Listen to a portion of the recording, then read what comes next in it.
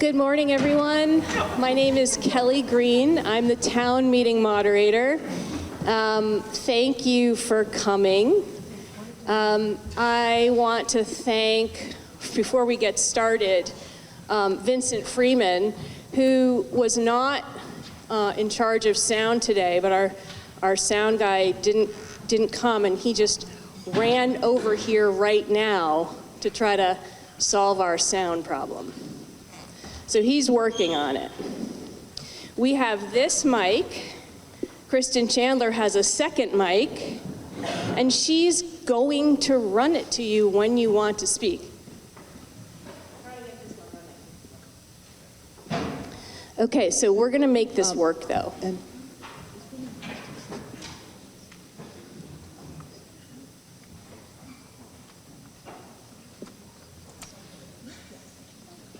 All right, so I'd like to introduce Tammy Munyon, who is our new town clerk and treasurer. Woo, Tammy!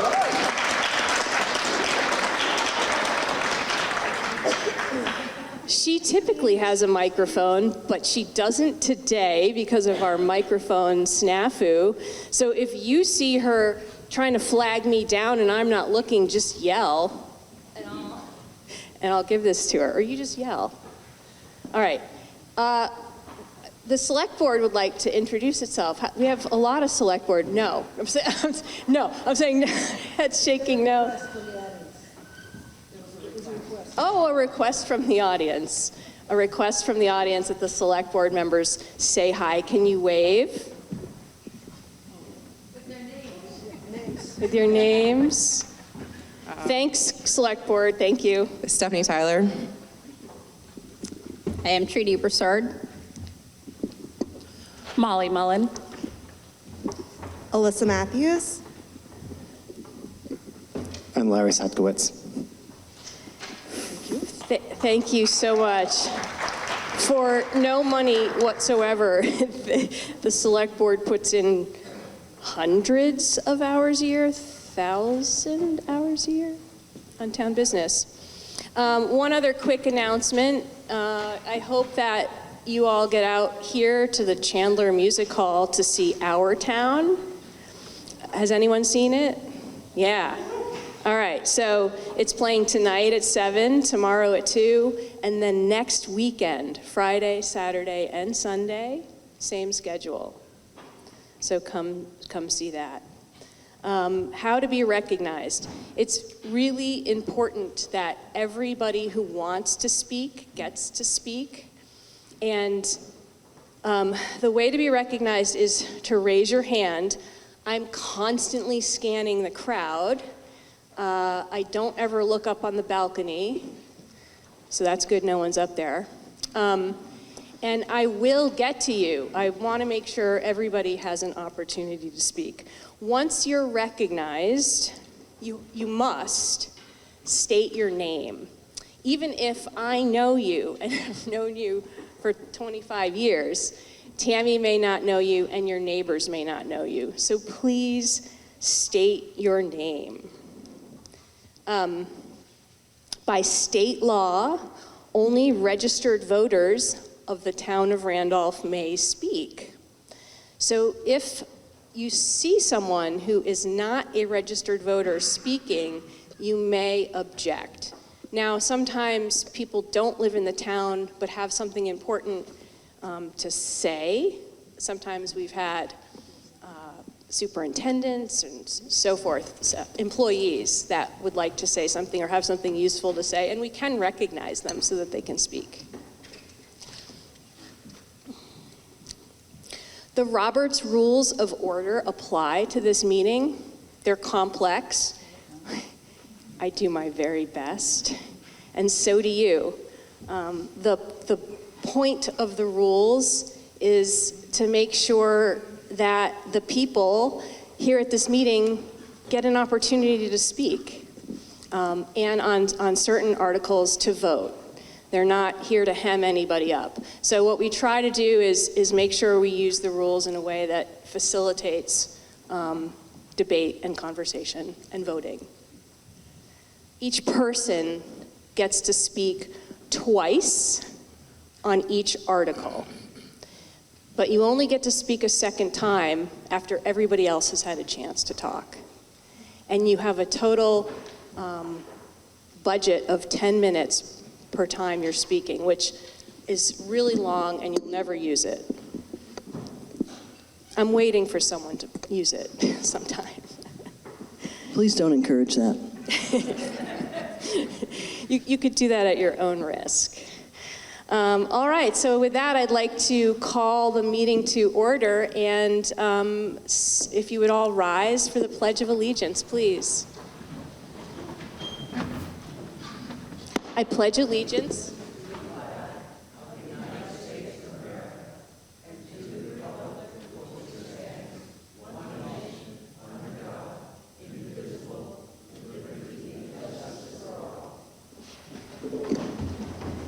Thank you very much.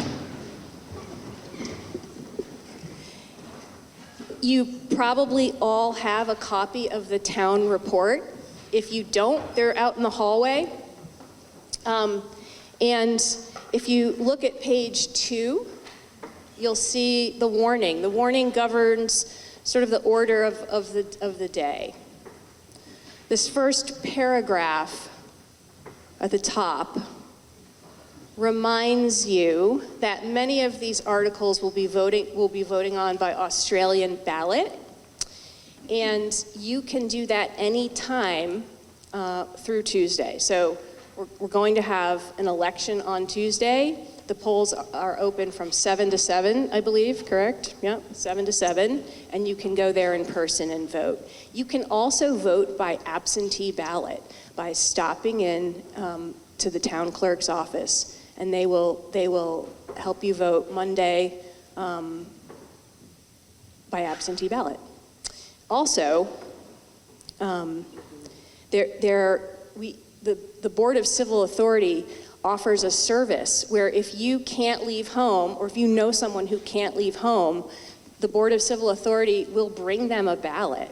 So just call the town clerk's office and she will facilitate that. It's not just a service, I think it's state law, actually. Yeah, it's both. So spread the word if you know someone who needs help with that. All right, so what we'll do today is we will talk about these articles in the groups that they appear. That's been seemingly the most efficient, best way to do it. And so we're going to start with Article 1. Now, in years past, we couldn't discuss Article 1 because polling was taking place in the next room at the same time, and that would be a violation of federal law and possibly state law. But there is no election happening right now, and so you're welcome to make comments germane to Article 1 if you want.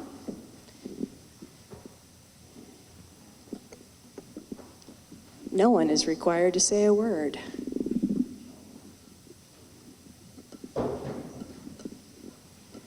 And I just pause for an uncomfortable amount of time just to give people time to think if they have something to say. I see a hand over here. Come.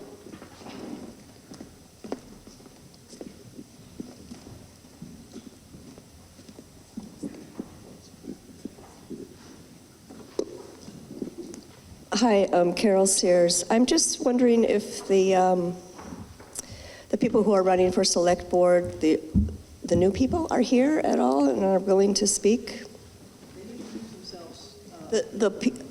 There's two. No, the ones who are running for the open seats. I'm sorry. Let me. I didn't catch your name. Carol Sears. Thank you so much. There are two contested seats. Is that correct? There are 2 contested seats. I know the actual Select Board is here, but are the people who are running for those seats also here and are willing to speak? They are here, and they are not required to speak. Of course, we can let them if they want. Would any candidate like to speak?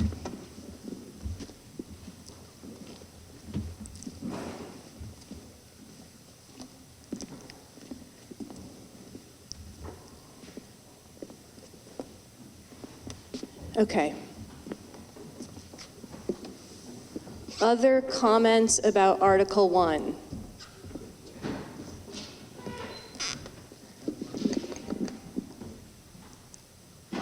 I noticed the... Mr. Webster, do you mind stating your name? I'm sorry, yes. My name is Stephen Webster. Thank you. Resident of the village.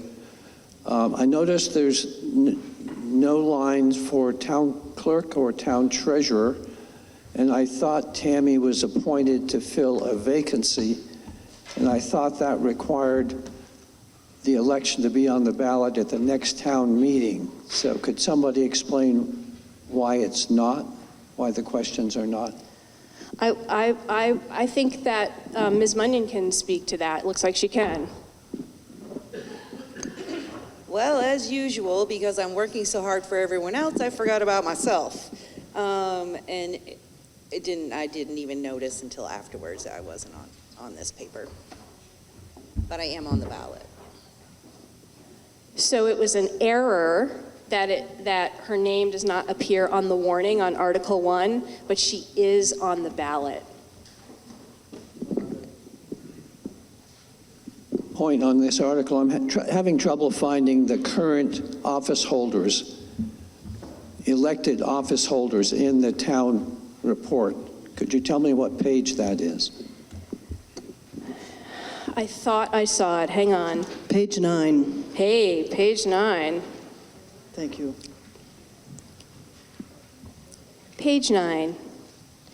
Page 9 lists officials and when their term is up, unless it's a one-year term. It looks like those without dates have a one-year term. I don't see the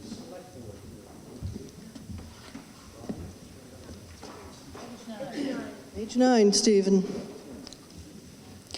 It is on page 9 on this, in the first column. You're welcome. No need to apologize.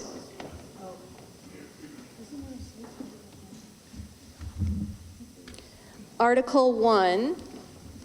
This is the first year I'm using reading glasses. It's hard, it's harder. We also have some mood lighting, so it's... We're working on the lighting. Okay. I am not seeing further questions or comments about Article 1. And so we are going to move on to Articles 2, 3, and 4. So these articles regard the general fund operations, budget, and taxation. And you may have comments about the general fund and/or taxation that would be germane to raise now. Articles 2, 3, and 4 are being voted on by Australian ballot, but you're certainly welcome to discuss this important topic, or not.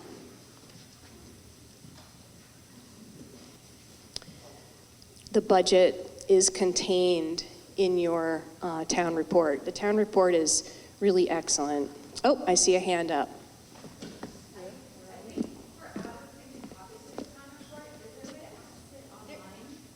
There should be some in the hallway. Really? There's a box under the table. I'm not sure who just darted out to handle that, but thank you.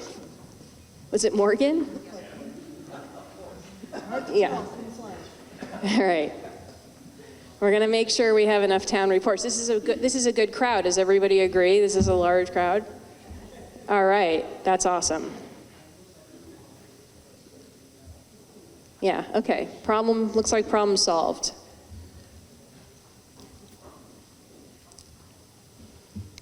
I'm just giving you time in case, oh, I see a hand. Good. Glad we are taking our time.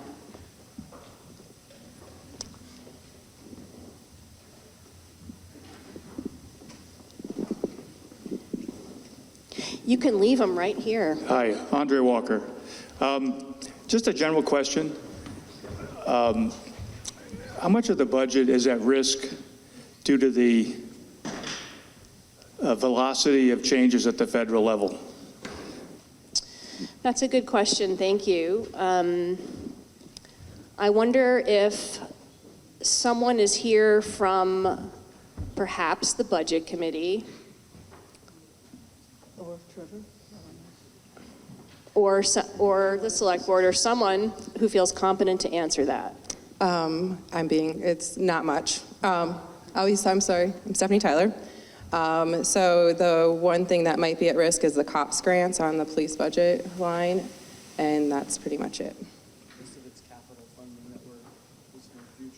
So most of the rest of it would be capital funding that would be more future oriented. And clean water. Would that be a request from you?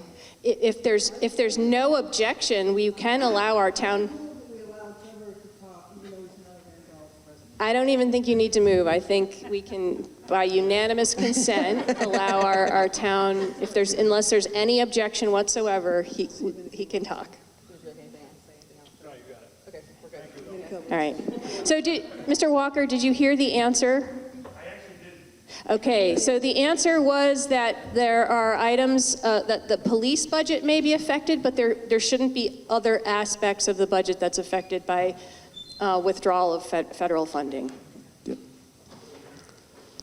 If any, I see another hand way over here, and if anyone cannot hear, also please get my attention because I want you to be able to hear.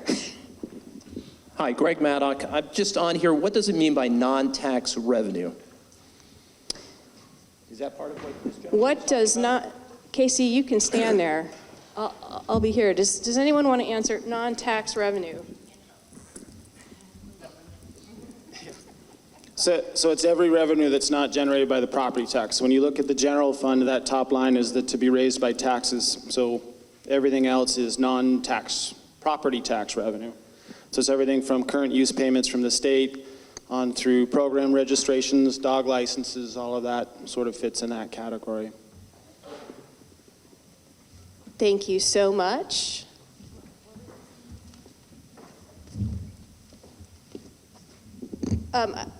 Actually, could we ask the last speaker's name again for the... Greg Maddock. Thank you. Scott Berkey. Can someone clarify on the articles that list total expenditures, taxes, and non-taxes? If they are approved, is the total expenditure approved and the taxes go up if the non-tax revenues are not received? Or how does that work? Thank you for that question. Yep, so their projections really based on historic averages or things that we know are coming. And so the amount to be raised by taxes will generally only change when we set the tax rate if there's an increase in the grand list beyond what was projected, for example, in which case rates would come down a little more than whatever the estimate would be if for some reason we took a grand list hit between now and then. So that figure would be the one that would move when we set the tax rate. The non-tax revenue one doesn't move. If those revenues don't appear, we try to make adjustments on the expenditure end to counter that. Thank you for that answer. I see another hand over here. Oh, back. Right, yeah. Be careful on those stairs. And if you need someone else to take a turn with running, you can ask. Okay. All right. George Daniel, Randolph Center. Thank you. This town highway fund, when it funds the town highway department, is that also encompass like the equipment and everything that's bought, or does that come out of a different piggy bank? Did you hear that question? Does the highway budget encompass equipment?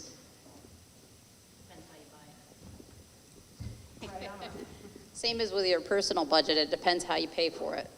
So if we're paying for a piece of equipment outright, it would be in that budget.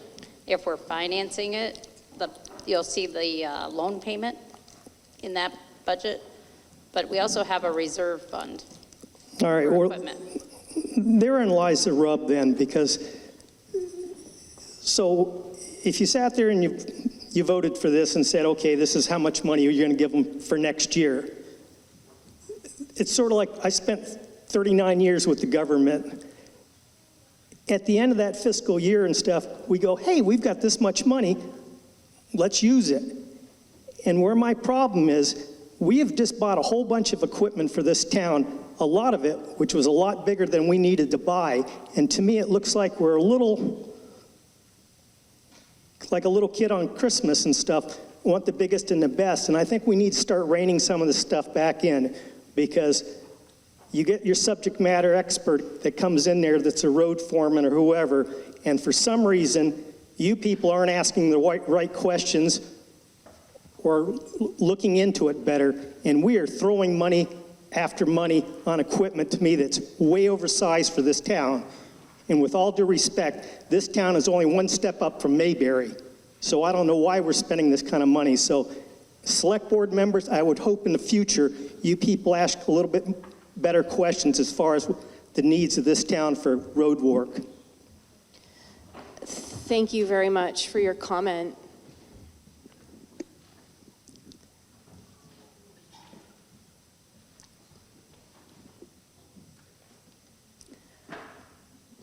Article 2, 3, and 4.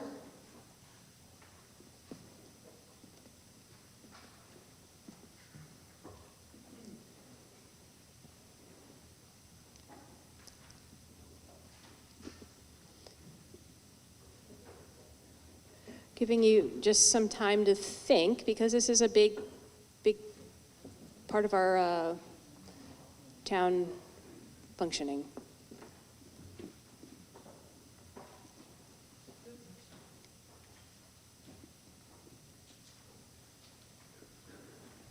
Okay. All right.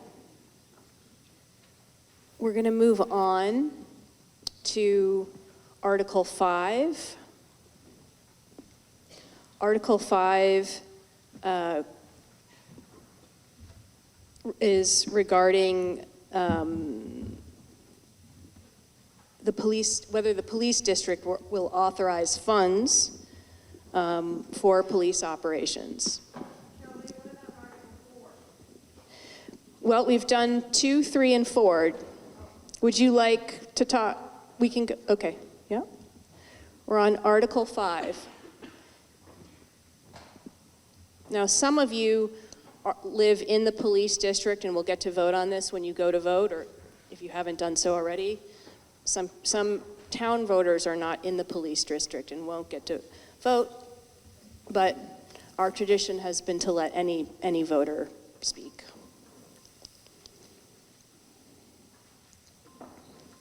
I see 2 hands up, and we're going to let this woman with the red hair speak first, who I can't see. Let us know your name. Ari Latanzi. I've seen some chatter on the police district, but I haven't been able to see a map. So, and there's also been some confusion about whether the police respond to calls outside of the police service district. Can you clarify that, please? So what I can add one piece of that is that Jessamine West, you want to raise your hand, Jessamine? Jessamine West recently posted a map on Front Porch Forum, and maybe she could do that again today. All right, well, you can talk in the hallway and exchange info, but you can get a map. Well, there is a map.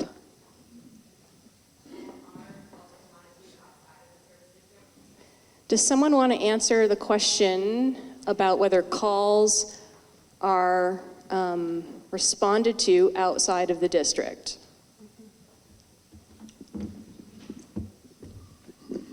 Yes, they do respond to calls outside of the district for 2 reasons. First, there is money in the general fund budget to help fund those costs. but also law enforcement back each other up. So if the state police can't get to a scene, then Scott sends somebody from his crew to that scene. We're going to get you a microphone.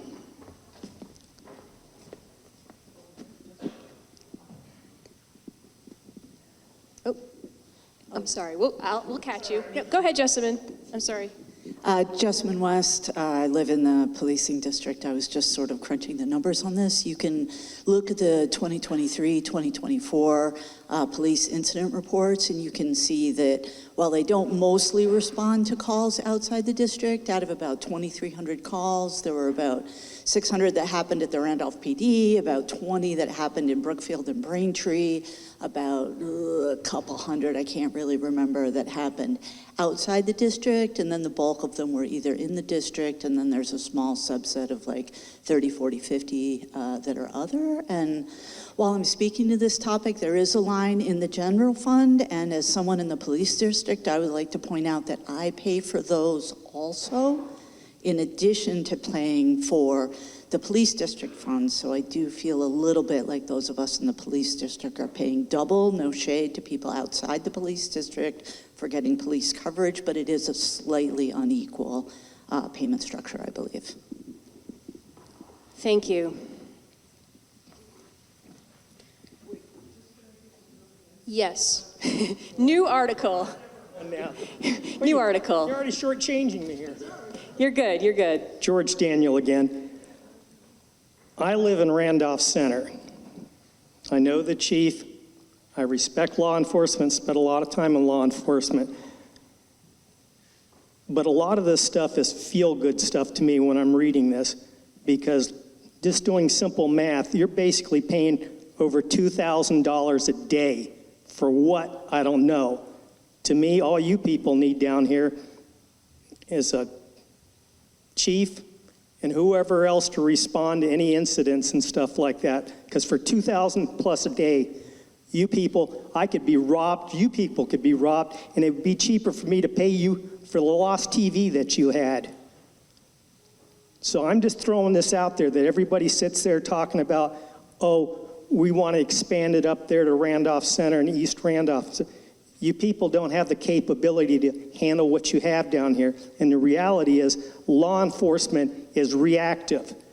You're not going to have a cop on every corner to stop some silly little thing happening. So I would think that you people at some point down here in the village would sit there and think about this. Because like I said, it's over $2,000 a day. You people would be better served going a different route, go back to the sheriff's department, have the chief run for sheriff, and take over it again. Thank you for the comment. And there is a hand right behind you standing, and I can't see who you are, but I did see your hand. Thank you. Richard Doolin is my name, and I live here in the village. I'm also with Vermont Emergency Management Association. I'm a director for emergency management in a neighboring town. On the police district, it's very important that we have it. Whenever something is coming about that's in a negative aspect, Scott and his crew, Chelsea and all of them, respond in a timely fashion. They respond quicker than the state police can respond. They're helping out other towns under mutual aid. So Randolph sends out to the center, to east, to west, to Brookfield, to Braintree. So they're all working together to keep you safe. And if you break down your taxes on your tax bill, it's minimal dollars that you're spending. It's not a big deal. And to have the police there, and we go into a state of emergency, good luck on getting the state police to help us in this town and the surrounding towns. Because when the shit hits the fan, excuse my language, the state will come in for active shooter or something of that nature that's a violent crime. But for the smaller crimes, your car gets stolen, good luck. It took me, I think, about 4 hours to get a state police officer over in Braintree when my camper got stolen. They weren't interested in any of it. So you are very lucky here in the village and the surrounding towns to have a comparable police force, and they need to get a little bit bigger. They need somebody that's schooled in mental illness. We have issues here in town. Our town has shrunk in the population. The birth rate is down in the state of Vermont, so we're building schools, but there's a lot of things that folks need to look at the history and see what we actually need, but we do need the road crew, we do need the police department, and they are they're so important to us. And that's all I gotta say. Richard, thank you, but could we hear your last name one more time, loud and clear? Doolin, D-O-O-L-E-N. Thank you so much. Article 5, way in the back. Oh, okay, we will get to you. Martha Hafner, and I want to ask a procedural type question first. There's been this conversation on who should be paying for the police department in Centra, and should it be resting solely on the village district, or I don't know that it's solely, but an unequitable amount is. And a question has always been around: would the people on the outside of the area be willing to pay for it? My question procedurally is, could this be a time to take an not unofficial ballot stance, but just to find out from the people here who are in the village, who isn't, and would the people that aren't be willing to help pay for a redistribution of that funding? Is that a question that can be asked at this time? We let the body do whatever they want. And so would you like to make a motion to take a vote? What would it be exactly? What would you exactly want to ask? So I would be taking a straw poll vote, an informal vote, to find out, first of all, just so we have a sense, who are people... It's got to be one question at a time. Who are the people in the village? Who are the people that are not in the village? And of those that are not in the village, would they be willing to pay additional for a police funding the police department? All right, so I'm going to change it just slightly to say there's been a motion to take a non-binding straw poll of the people here at town meeting today, a show of hands of those people who are not in the police district, if they would be willing to fund more of the burden for a police police service. Is there a second? I heard a second. Who's that? We need a name. Would you spell your name for me? Okay. Thank you. There is been a motion and a second. Is there any debate as to whether you want to take a straw poll right now or not? You got a hand up here, Kelly? Thank you for catching that hand. Sorry, forgive me, we're new here. I don't have any idea. My name's, Chris Gunnell, Gunnell. Thank you. Don't know if I'm in the police district or not. I'm in Randolph Center. And matter of fact, I don't know if I'm in any of the districts or not that are in here. So I can't, I don't think I could vote very well if I don't know if I'm in it. So. Well, you're not in the police district. I'll answer that question for you. But welcome. What a brave man. What a brave man. Welcome to Randolph Center. So I have all the justices of the peace who are present are up here to help with the hand count. Well, okay. I don't know that we need them yet, but thank you. This is on the motion as to whether we should take a straw poll. Hi, Alejandro Ruiz. I have a clarifying question. So are we assuming in this vote that the budget stays the same and we're splitting it? Or are we assuming that we expand the budget accordingly? It's a great question. I don't have an answer for you. I see another hand in the back.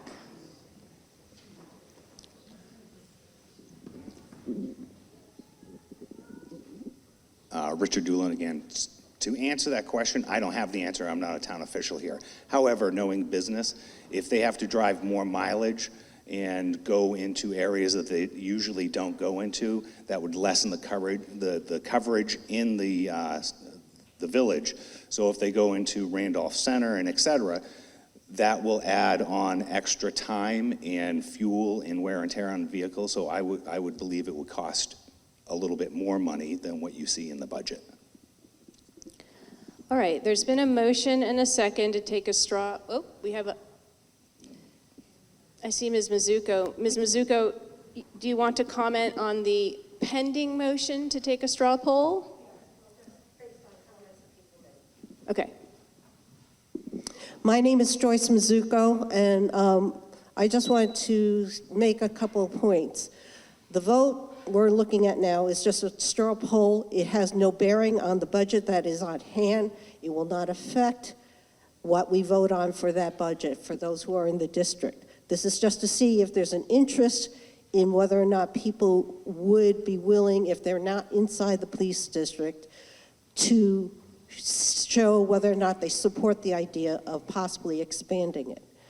The other point is, now I forgot what I was going to say. Yep, it totally lost it. So anyway, that's what part of what I wanted to comment on. Thank you. Thank you, and if you think of it, we'll come back to you. I understand what it's like to lose your thought. Hi, my name is Valerie Schoolcraft. I live outside the police district, and I was hoping that we could maybe recognize Chief Scott, since he's a resident of Brookfield. He's not allowed to speak. So he could tell us more about what it would take to expand the police force to operate outside the district. So that way, when everyone raises their hand, they have all the information they need. If there's no objection, I will allow the police chief to speak. But wait, no, I want to give this gentleman who has been waiting an opportunity to speak. Harvey Porter, I live here in the district. To me, I like the idea of a straw poll, but I personally, and there are many of us who believe that a town police force is really the way we should be approaching this. And if I were a voter outside the district and had the opportunity to not pay money, well, why would I want to? For most people, because we send the police out to them anyway if there is that kind of emergency that that might occur. So I'd much rather, personally, see a poll to say how many voters of the district feel that we should have a town-wide police force. To me, that's the real question, and how the select board should have put that to the voters this year when they promised us, when the sheriff's department no longer could service us and they created this more expensive police district here in town. They said, well, we'll work on it next. Please vote for it this year. We've got a qualified person to stay on as chief. Next year, we'll deal with it. And it hasn't been dealt with, so there's quite a few of us who would say, no. I mean, we've voted last time and voted it up, but at this point in time, it's time to say no. Thank you, Mr. Porter. Ms. Schoolcraft, I am going to seek an answer to your question. Thanks for your patience. Chief, you don't have to answer, but Ms. Schoolcraft asked if you have any remarks you'd like to make on what it would take to expand the police district to the rest of the town. You're not, obligated, you may not have that off the top of your head. Good morning, all. Chief Scott Cluot, Randolph Police. I appreciate the recognition. Expanding the district. Right now, currently, I have 2 full-time officers and an additional officer that's still in training, and including myself for the district alone. I hear a lot of conversation that we don't do much, that we're Mayberry. I can be here to tell you that's quite the contrary, because we're running ragged. I'm dealing with burnout. I'm dealing with a bunch of other things in regards to my guys being overworked. If we were to move into a expanded district with current staff levels, it would not be sustainable in any shape or form. I'm looking at least 5 additional officers for that kind of model, plus equipment. If you were to go to that kind of model like today, it would be pretty detrimental to my fledgling police department going on right now. As you guys know, that my door is always open. I am more than willing to field any comments, questions, concerns regarding just about anything inside or outside the district. So I encourage all to seek me out, and we can have those kind of conversations. Thanks very much for your answer and your question. Perhaps there are other speakers. I see Ms. Gage here in the front. Kristen Lewis Blackmer. So question for the chief, would that expansion with the additional 5 officers and equipment, would that also mean that we would be under the gun for the new building?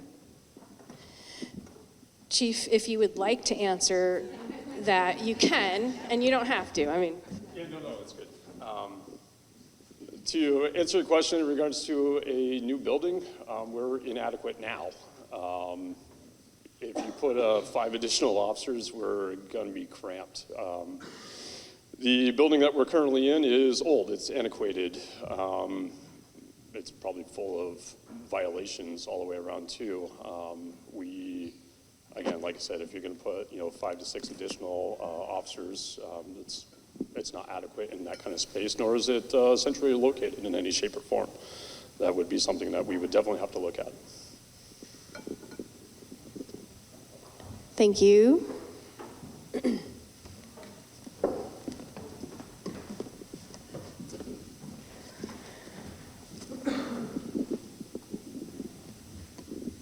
George Daniel again. So when we didn't have this police department, and like I said, I don't care what you people really do down here, but once you start coming up into my neck of the woods, then yeah, I do have an issue. So I'm going to revisit this again, though. For a while, you people didn't even have a police department down here. I don't even know how long it was, but it was a while, correct? How long was it that they didn't have a police department down here? It's not a trick question. I don't know. How long was it that there wasn't? There was a police department. It was a contract with the Orange County Sheriff covering roughly the same footprint in hours, and it was about a 4 fiscal year period, though it ended unceremoniously in the middle of one of those fiscal years when the current sheriff canceled. So you went for a while without any law enforcement capacity? There was a contract with the Orange County Sheriff's Department, and then there was a gap, and yes, and during that gap, what I'm trying to say, life as you know it didn't cease to exist down here. That's what I'm trying to say. For whatever reason, you people have this feel-good stuff, which is fine. It does not need to go up to Randolph Center and East Randolph, is what I'm trying to say. okay, thank you for your comment. I'm going to see, is anyone who has not spoken yet, hold up, we're going to see if anyone who has not spoken yet on this question of whether we should have a straw poll. Now, let me tell you, it won't end the discussion on Article 5 at all, but no, would you like to speak? Yeah, but I don't want to talk about the straw poll. Okay, all right, fair, but I will get to you. Okay, so a motion has been made and a second to have a straw poll among... I have my hand up. You have your hand up. I do. Go ahead. I'm Kristen Chandler. I live in the village, including the police district. My question is, given what the chief has said about the capacity, is there a reason to have a straw poll now? I don't see why we would even be discussing this. I feel like we're wasting a little bit of time here. Thank you. Thank you. All right. Anyone else? Yeah, right here. Ruth Tucker. At some point, we need to bite the bullet. I think expanded police district is inevitable. The timing may not be right now. It may not be next year. But I think that we need to realistically look at biting the bullet. Thank you, Ms. Tucker, for your comment. going to go all the way in the back, if you could. I want to make sure everyone's, if you've spoken twice, that's it. But I don't think you have, so go. Okay, so this is my third time speaking on the same article. Is that all right? I'm sorry, is this? The third time. So we're gonna ask to see if other people have comments, and then maybe the body will want to take up the motion on whether to have a straw poll or not. Hi, I'm Sue Jacobs, and I live in town. But I don't understand what Ruth said when she said biting the bullet.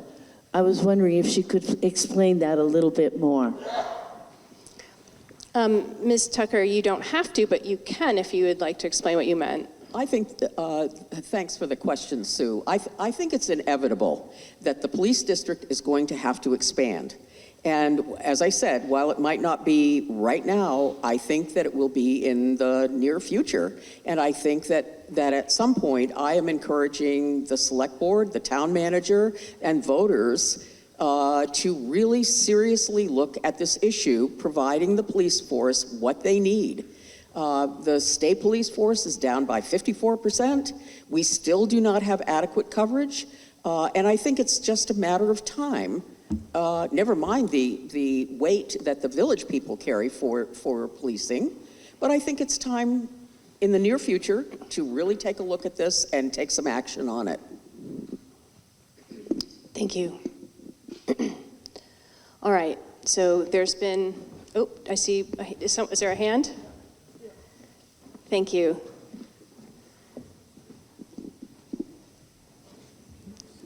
Sorry, thank you. Vicki Johnson, Randolph, outside the police district. I applaud the effort for a straw poll, but I would actually really strongly encourage the town to do a formal survey for people inside and outside the police district on how best to proceed. I think it's a complicated issue. I think it's hard for me, to say, well, yes, I'd be willing to pay for it, but pay for what? The discussion here has been really complicated. I think that we would be better served by doing a more detailed survey of the people in and outside the police district to address this issue. And I agree that it's urgent that we find out how people really think. Thanks. Thank you.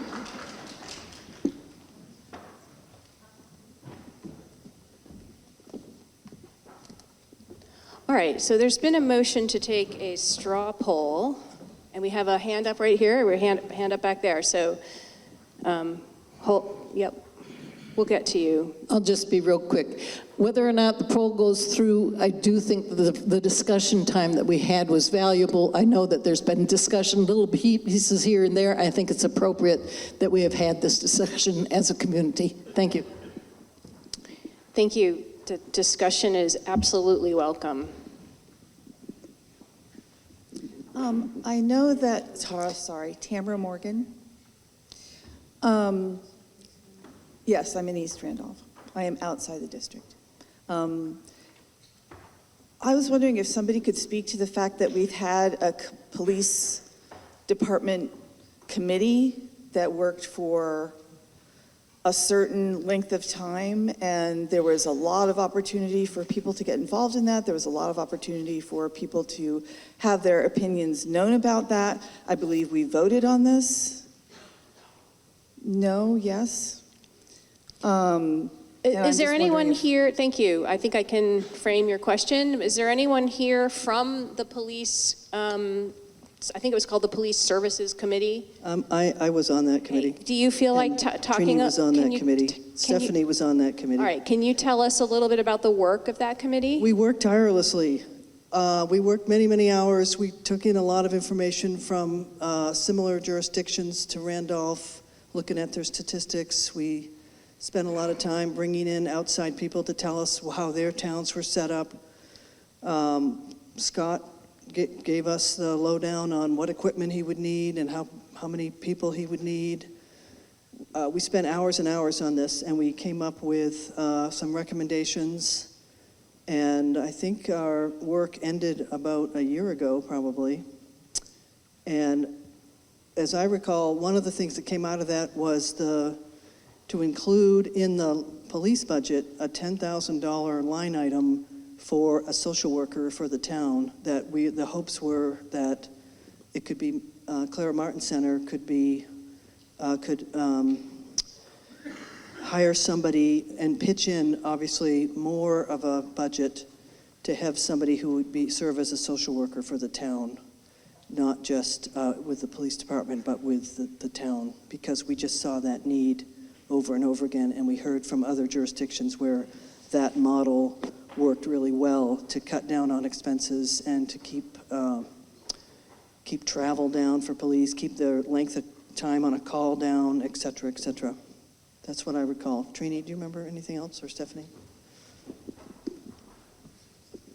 Stephanie Tyler. I also sat on the Police Service Committee.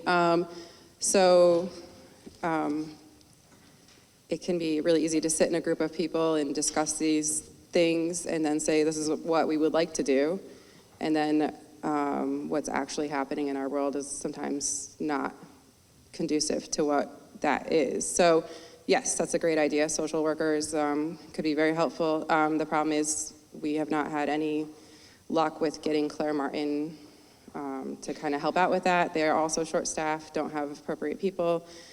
So it's tough. It's really tough. And also, I mean, we're seeing that all throughout Vermont. The social worker aspect is really popular idea. Finding people to fill those positions is another thing. And that's another issue that we're kind of up against right now, is trying to stabilize what we have in the village before we can talk about taking the next steps forward with townwide. Once we go townwide, that is a full district, and we are required to service that district. So it's not just emergency response and then we walk away. We would be in charge of those investigations and all of those things. So right now we have 2 vacant spots, and we have not been able to fill those. And we're not alone in that as far as the police world goes. So we have a lot of demand, not a lot of staff right now. And as our chief said, burnout is real. There's a lot of really big things that are happening, and it's too much for what we have for our staff right now. So until we can find more staff, that's kind of the spot that we're in. Thank you. I see a hand way in the back.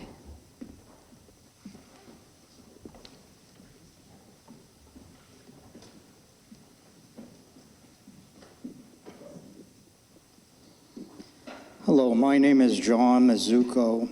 I happen to live in Randolph Center, though for the majority of the 47 years, my wife and I have lived in the village, 2 different locations. I think it's valuable to have discussion, including this discussion. If you wind up having a straw vote, while it can potentially give some good information and allow people to voice their opinions, I suspect that it may easily be misleading. And the reason why I say that is, as an example, how many people here live in the district, okay? And how many people live outside of the district? It is convenient for people who live in the district, meaning basically the village, to have come here. It is inconvenient for people who live outside of the village to have come here, but it was their choice. It is their choice, and it will be their choice whether or not to come. Bottom line is that regardless of the results of a straw vote, I think it can easily be misleading. How many people live in the district at the present time? How many people do not live in the district at the present time? And then if you compare that to, or contrast that to, how many people are here presently who live in the district versus who don't live in the district. I don't know. I hope you understand what I'm trying to get at, and I hope it makes sense to you. Thank you. Thank you, Mr. Mizuko. So we've been talking for a long time now about whether to have a non-binding straw poll. Kelly, we have a hand up back here. I'm sorry? We have a hand up back here. Oh, okay, great. My name's Chelsea Maxim, and I live in the village, and I'm also one of the officers that works at Randolph PD. I just wanted to say that there's a lot of things that can't be measured in our work. One of those things, like if you're talking about outside the village, crime that isn't being caught can't be measured, okay?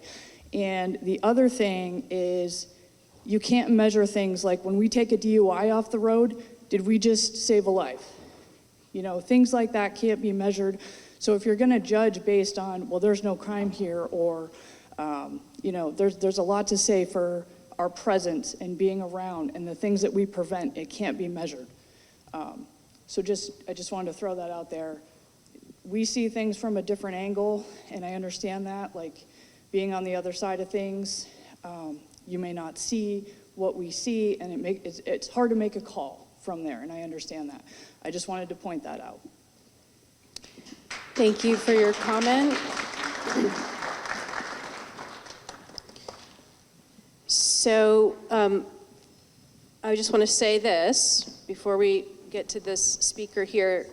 So we've been talking for a long time about whether or not to take a straw poll, and you may want to get to that question and get past that question and then continue the conversation about Article 5. I'm just saying that, you know, if we get to this question of whether or not to take a straw poll, it doesn't end the conversation about Article 5. You'll still have more time to discuss it.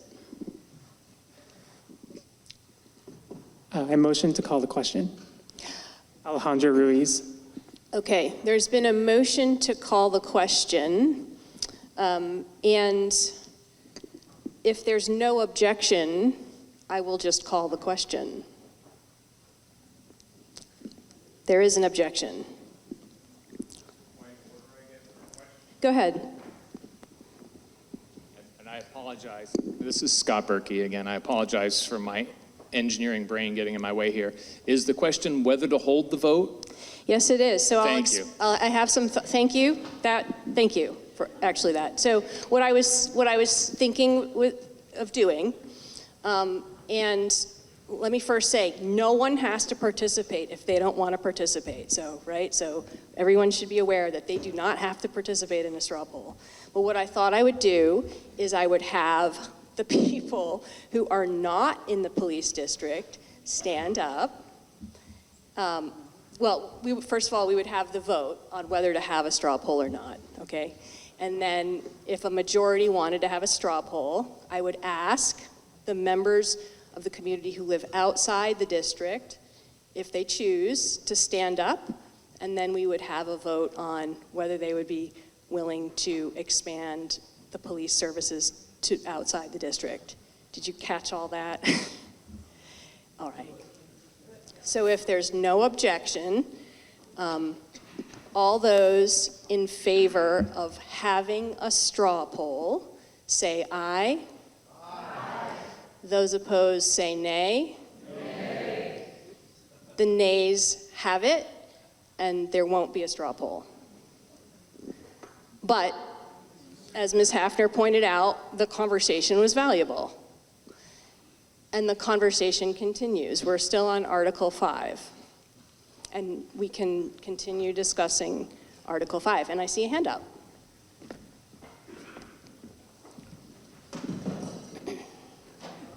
I had to announce myself.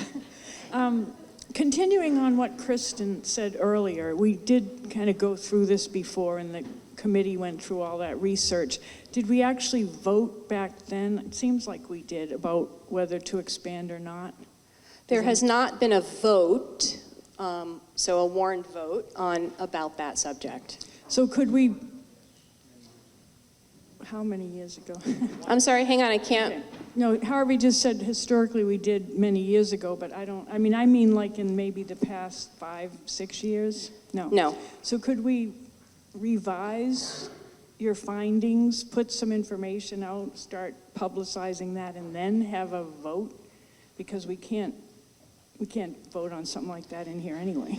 I can tell you as your Gately, moderator that there is a way that you can get an article, anyone, all of you, any of you can get an article, can ask the select board to put an article on the warning for next year. So there could be a town-wide vote, and if someone wanted to pursue that, they can contact me and I can kind of explain the process.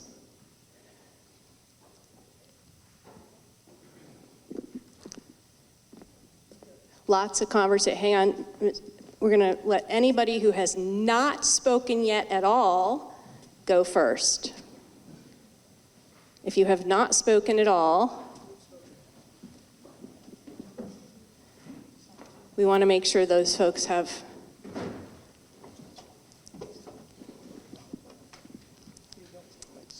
Hi, my name's Kurt Metzger. I'm in the police district, and I'm wondering if they have statistics of the number of calls outside of the district that are answered by Randolph Police and ones answered by the Vermont State Police. So in other words, if there are 10 calls in a month, are 8 of those by Randolph and how many by the Vermont State Police? Can anyone competently answer that? I think those statistics do exist. Yeah, I'm seeing our chief shake his head yes, that those statistics exist. Can you tell us where they're located? So our stats are listed on the Town of Randolph's website. We also blast them all over the social media platforms. What I do not have for you currently at this very moment in time is what VSP responds to in the Randolph area. But all our calls for service inside and outside the district are all online. Thank you. Any other speakers who have not had a chance to speak? All the way back here. Thank you, Ms. Tyler.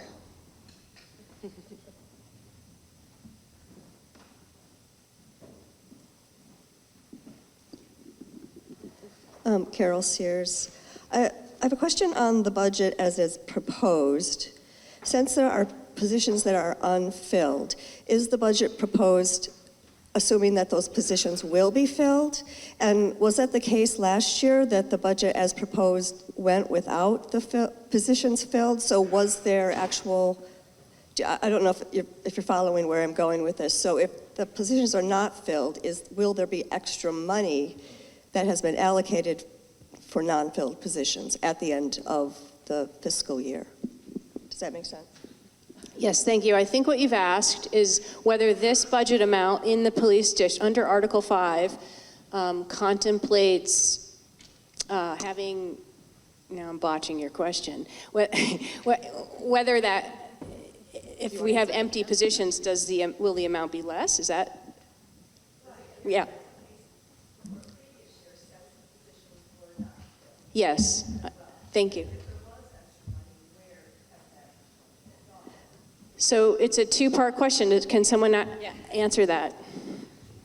So, thank you. Whether you have the staff or not, I think you heard Scott say he's got burnout because they're covering it still. So it's a lot of overtime. So yes, the money's allocated, and the ideal is that we have all those positions filled. So then there's a good work-life balance for our officers. That's not the case right now. So they're having to work overtime. Those shifts are still having to be covered. Like, we can't put up a schedule that says no crime from 6 o'clock to 6 a.m., right? So the money's not still sitting in the budget. There's no carry forward. There's no additional funds there because we're still having to cover everything that needs to be covered. Have you tried putting up that sign?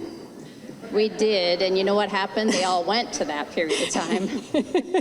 It's a violation of the sign ordinance, actually.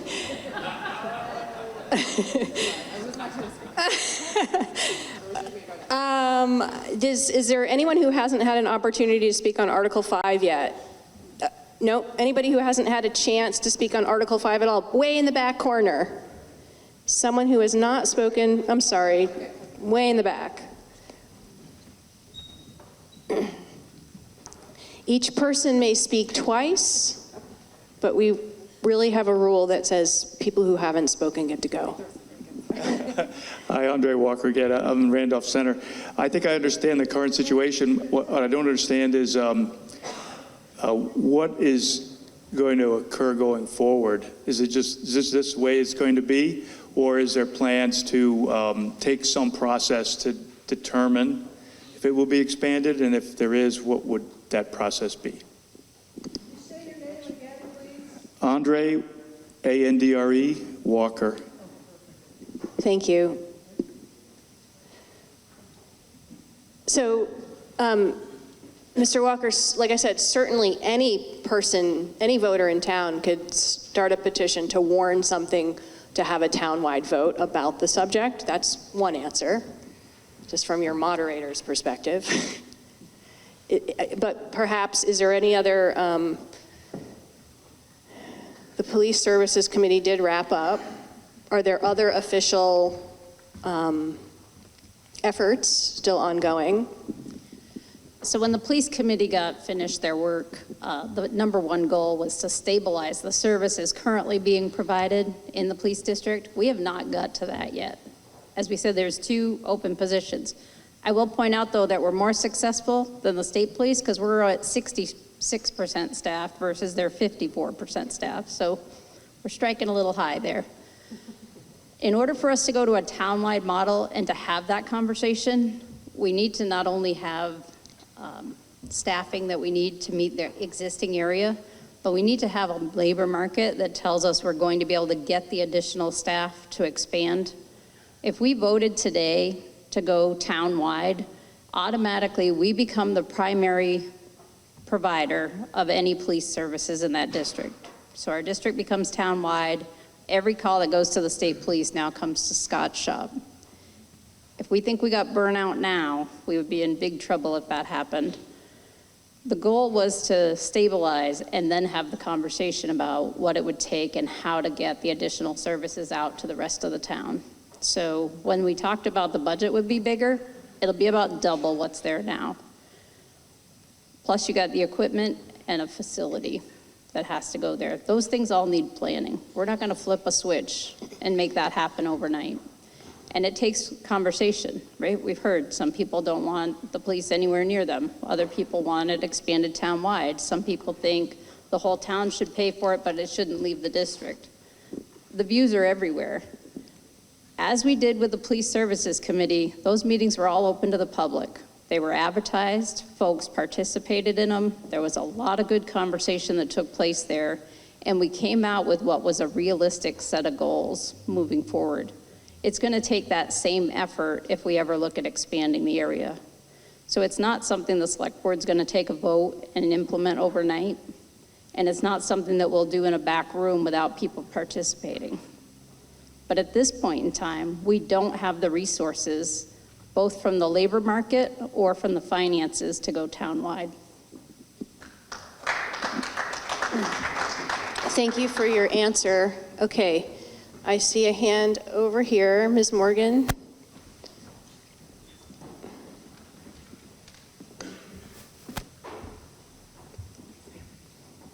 This is number 2. Thank you for being conscientious. I think the previous question over here wasn't quite answered. I think the question was, is the budget, is the lines for the staff carried over into the next budget? I understand that some of the overtime might be paid for out of that budget, but surely not the insurance or the retirement. So I think the very clear and basic question was, do those lines carry over? Is that money being carried over into the budget so that the budget isn't necessarily being increased by an entire line of staff, but by a partial line? Can you clarify that for me? Here, I'm gonna give you if you'd like. So if we ended the year, fiscal year '24, with either more money or less than expected, it falls to the bottom line as a fund balance for the police fund as a whole. The lines themselves wouldn't transfer their plus minus from year to year. It's that whole number that would move from year to year. And once the fiscal year '24 audit is complete, we'll know exactly where we landed, but we're not anticipating that there's anything that can be plugged back in to operations. Thank you.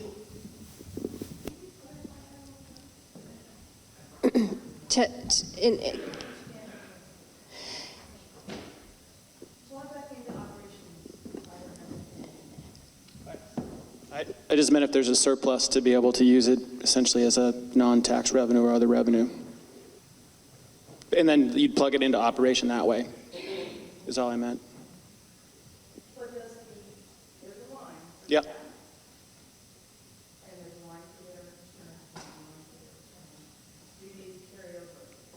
They all fall to the bottom line, police budget, police actual.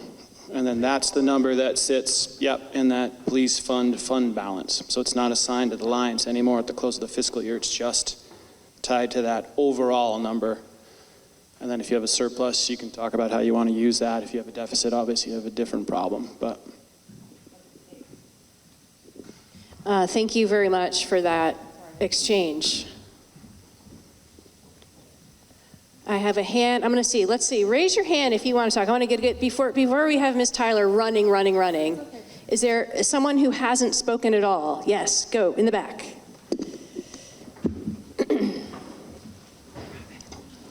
I might just change the rule and do it geographically. Christine Settles, I live in East Randolph. Just a point of clarification. A budget is a projection of what you need to spend.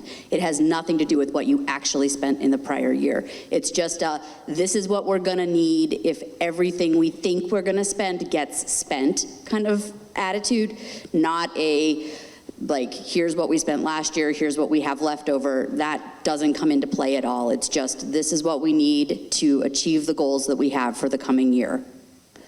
Thank you. Other speakers, Article 5. Here, let's go right in the middle.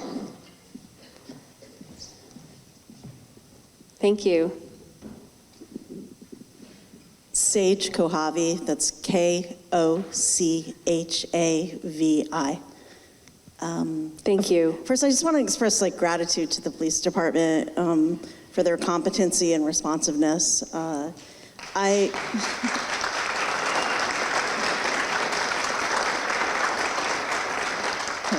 I feel like I've had the scales dropped from my eyes this year because I might have been one of you people thinking it was fun and games, but when push came to shove, they were there when I needed them. I'm really grateful for that. My question is, how will the 12% increase affect the possibility of overnight police in Randolph? How will the 12% proposed increase affect the overnight services? Maybe, yeah, go ahead.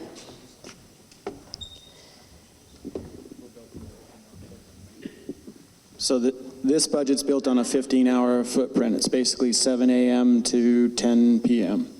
There are some calls that take us longer than that, as you heard earlier. So that's the basic coverage spectrum. To add those overnight hours would be to add capacity primarily, and then that comes with cost. So it's not a 24/7 budget. It hasn't been all along. Thank you.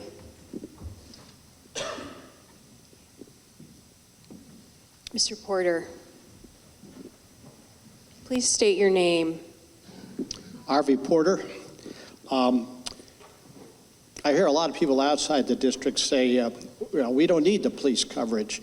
So the first, or just a question along the line is, why do we need 5 more officers to service people who don't need it? But in general, we all want to support the concept of community. And in doing so, we share the expenses of many services that are needed in a community that we don't necessarily use ourselves. We provide schools, even if we don't have children. And incidentally, those in the village, the transportation budget for the school district is about $800,000. And there are a few buses run for the very young students, but basically most of our students are not using that transportation, but we're paying for it because it's important for those farmers who live 8 miles out of town. They've got kids and they've got to go to school, and so we're going to support paying the buses to bring them in. We pay for roads. We spend, it costs far more to keep the roads plows when you have to go 5 miles up a hill to get to that last house on the road. I know years ago on the Capital Committee, a lot of money got spent on Claybrook Road over in East Randolph. And there's not a lot of people live on that road, but we felt it was important to maintain a good road so the milk truck could get into that farm and take care of it. I don't use that road. Why should I pay for it? No, we don't say that. We say that's part of being a community. We provide fire services for the whole community. The number of trucks at Randolph, we have 10 fire trucks, which is a lot for a small community of our size. But we don't need as many tankers and so on to service the village homes, so it costs more to provide the service outside the district. Which I want to, just talking about district, we keep saying the police district and, the police district, but in many ways, it's the business district that's being protected by the police. Not so much not the homeowners so much as the businesses in town and the community housing and so on that occurs within the confines of the district here. That's what we're really providing the police service for. Yeah, that's about my comment. So I personally, I think I'm going to vote no because I really want to push the issue. I think that we've been sitting on it, and it's time to get a town-wide vote as to whether we should have a town-wide police force. So, thank you. Thank you very much.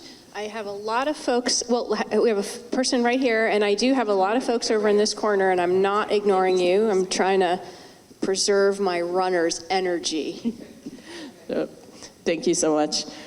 Vicki Johnson again. And this kind of connects with what Harvey's saying. My question is to the police committee and to the folks in the know. Is there any way possible to, share that burden and expand the police district without expanding the burden on our police department? Because it does feel fair to share that cost, but I also recognize that, expanding with officers that we don't have or expanding coverage, is not realistic at this time. Like, legally, is it possible to share that burden without expanding coverage? And so that's my question. Is that possible?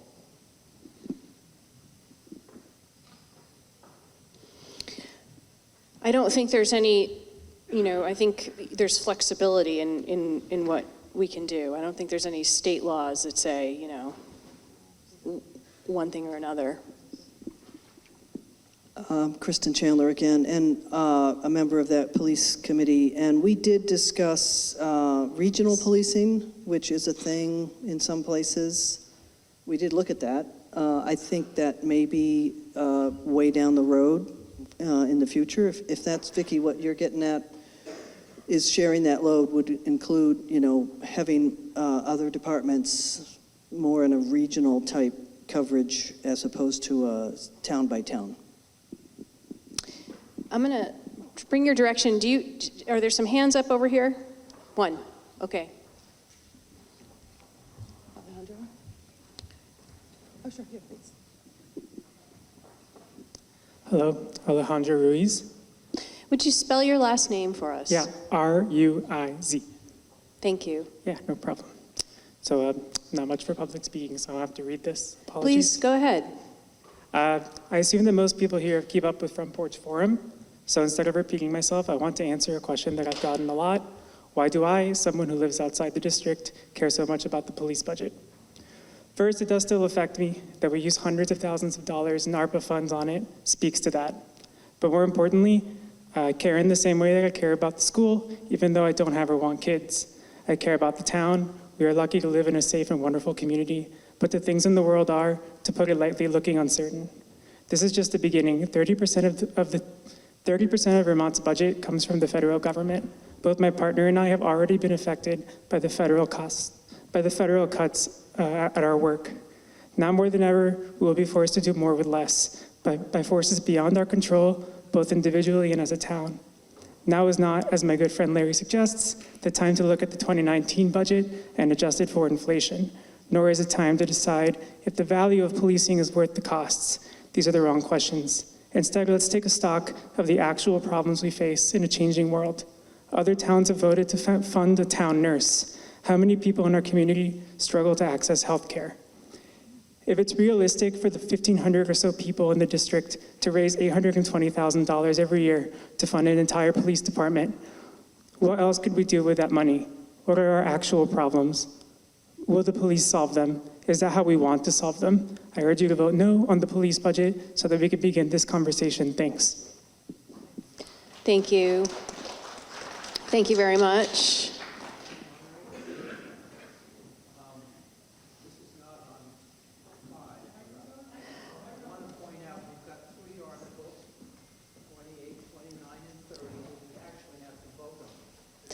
Yes, thank you. Point well taken. Yep, so Mr. Webster makes a good point, which is that it is 11:20 in the morning. We have a significant amount of work to do, including things that we have to take action on, and those items take some time, and so we don't want to lose you for that. And so I'm not going to cut off the conversation yet, but I want you to, but I really want everyone to be mindful that we do have a great deal to do today. Are there more? Ms. Mizuko, I think you've spoken twice on Article 5. Nope, you have something else you'd like to say.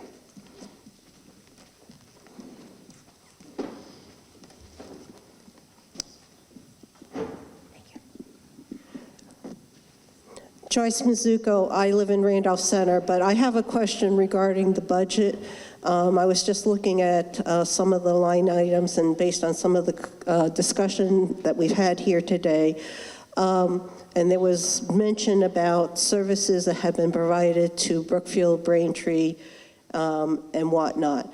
And I'm curious as to whether or not the town gets any revenue from these other towns where services may have been provided. And in the amount of money that comes from the general fund that gets put into the police district as revenue to cover the costs for expenses outside of the district, is that revenue considered part of the non-tax revenue, and that's the way you account for not billing the police district twice for that money? Can you answer that? That'd be helpful if you could. For the purposes of the police district tax rate, it gets counted as the non-tax revenue would in the other funds, even though it's raised by property taxes somewhere else.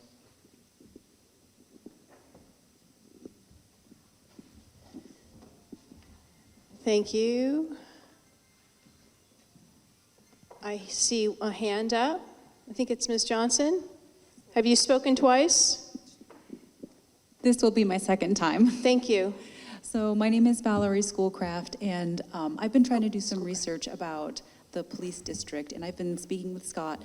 And someone had told me that if we were to go townwide and our officers then move on, it may be more difficult than we think to get the Vermont State Police to get a contract with us again. And I just want some clarification if that's true or not. And I also want to say that Scott and Chelsea, I admire you so much, and thank you for what you do. I can tell you that the state police wouldn't contract with us. They serve all Vermonters all the time. You pay for that. I think what you mean is contract with the sheriff or perhaps a regional policing type situation. Yeah? Anyone? Yeah, just to help with that, the state police actually have contracted. They contracted with Waterbury for a while when their police service went out to give them more service. The problem with the state police at 54% staffing is their response time is ridiculous sometimes. And other times there's 3 of them that show up to a fender bender. So I'm not, it's how they allocate their sources. I think the challenge is, Randolph, we went to a contracted service and eliminated our police department. Orange County drama played out. We stood back up the police department. Who's going to want to come work for a police department that can't decide if they want to be in existence or not be in existence? So if we go ahead and eliminate it, or something happens and we lose all the officers and we have nothing and we have to go to another model, it's going to be a lot harder than it was this last time to stand it back up.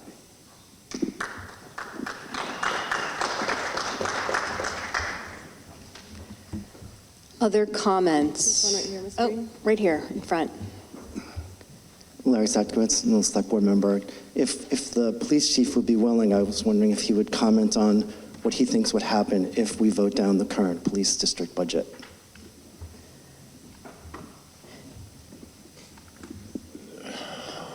Pretty much like what Trini just barely said. Honestly, you wouldn't have one. And, we're looking at this too. If you vote no, you're not going to have a PD. You may have to do some kind of service. And then standing a PD back up, if the need arises or whatever, it's going to be a lot harder than what we're currently in as we speak. If that vote goes no, then there may not be a police department here.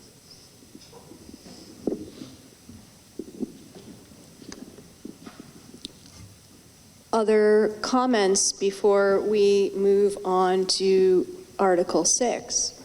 Have you spoken twice? No. I'm sorry? Thank you.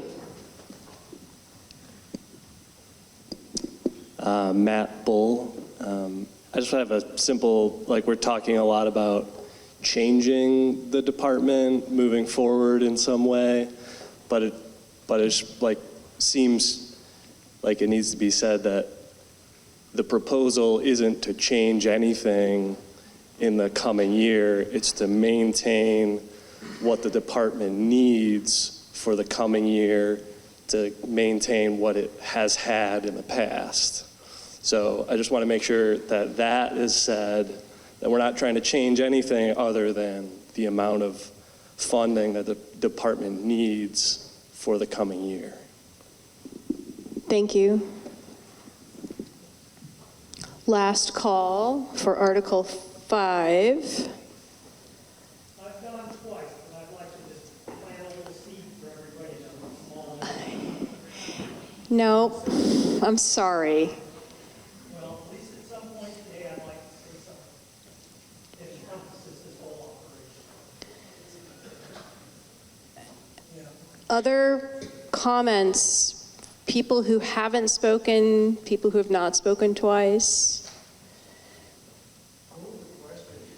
Well, there is no question, but it sounds like you're ready to move on. Okay. We're going to move on to, I see a first-time speaker who I am going to recognize.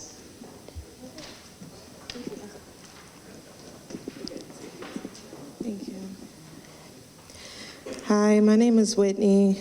Whitney, what's your last name? Wilson. Thank you. I live on Weston Street. One thing I'd like to point out is listening to this conversation, it seems like everyone thought about the harm reduction aspect last, and I think that's something that I did not enjoy personally. We talked about the vehicles, we talked about the new facility, but it seems like both times when someone spoke about the potential for a counselor or a mental health aide, it was last in a conversation. And I think I just want to say that I think everyone should go home and everyone should be prudent and read up on this stuff that is in the police revenue. Google what these grants are and look up exactly what goes into them. They're all on page 30 and 31. And think about the decisions that you are going to make. I come from Baltimore. I moved up here 2 years ago. And the police in my city, you know, we have a lot of good cops and we don't have a lot of good cops. And it's very easy when a lot of things seem like a need to overflow and spill more into a want. And then by then it's too late and you have to keep feeding the beast.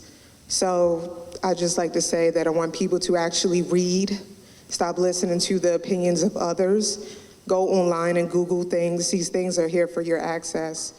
And do your research about what exactly you're doing and vote for things that you believe we need, not what we want. Thank you. Thank you. I'm sorry. Okay, with that, I would suggest we move on to Article 6, which has to do with the water district. Like the police district, only some of us are in the water district. Kick it off for us. As Scott Berkey. If Robert's Rules of Order would allow it, I'd like to move that we proceed to Article 27 and alter the order. Okay, give me 1 second, okay? Just hold that thought. There is absolutely a way to do that. I just want to make sure I have the right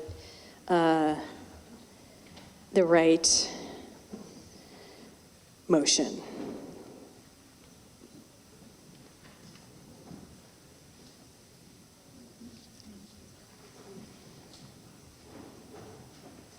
Well, it's... Okay, hang on. Just give me 1 second.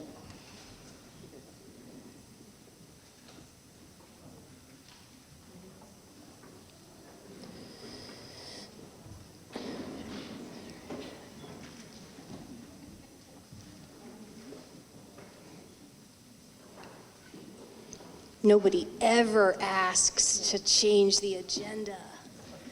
All right, so I'm going to try it this way.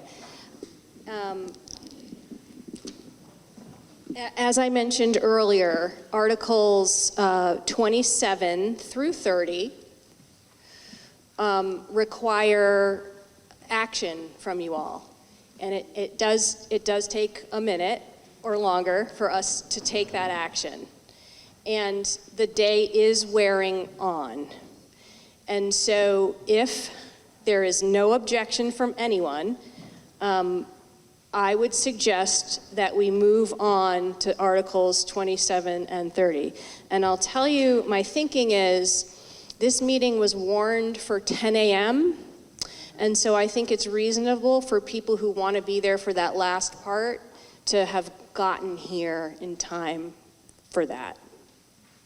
So if there is no objection from a single person, we will move on to those and come back to the other articles.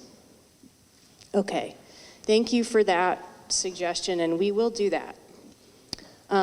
So, Article 27 we're on page 4 of your agenda now. Article 27 is to hear and act upon any reports of town officers and committees. Now, this town report contains the sub-reports of many organizations in town, and the reports are located on pages 40 through 60. Let me ask you all here, are there any oral reports of town officers or committees that should be made now, in addition to the ones in the town report? We're really good about submitting those reports, and they're interesting reading, so you should read them. All right, so if not, and again, there is no objection, we shall accept these reports and move on to Article 28.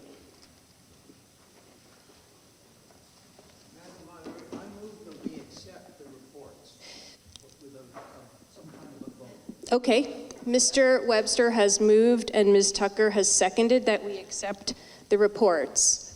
All those in favor, say aye. Those opposed, say nay. The ayes have it. Thank you, and we are moving on to Article 28. Okay, this Article 28 is to elect to fill vacancies on the Budget Committee. And there are 2 vacancies that you can fill. You don't have to take this article up at all. You can move on if you want. But if you want, you can fill one or both of those positions. And my recommendation, because I don't know who might want to run or not, is that we just take them up one at a time. So each position is for 2 years, and both positions expire in 2027. So I'd like to open the floor for nominations for that first position of 2 years expiring in 2027. I see a hand right here in the back. Ms. Hafner, do you have a nomination?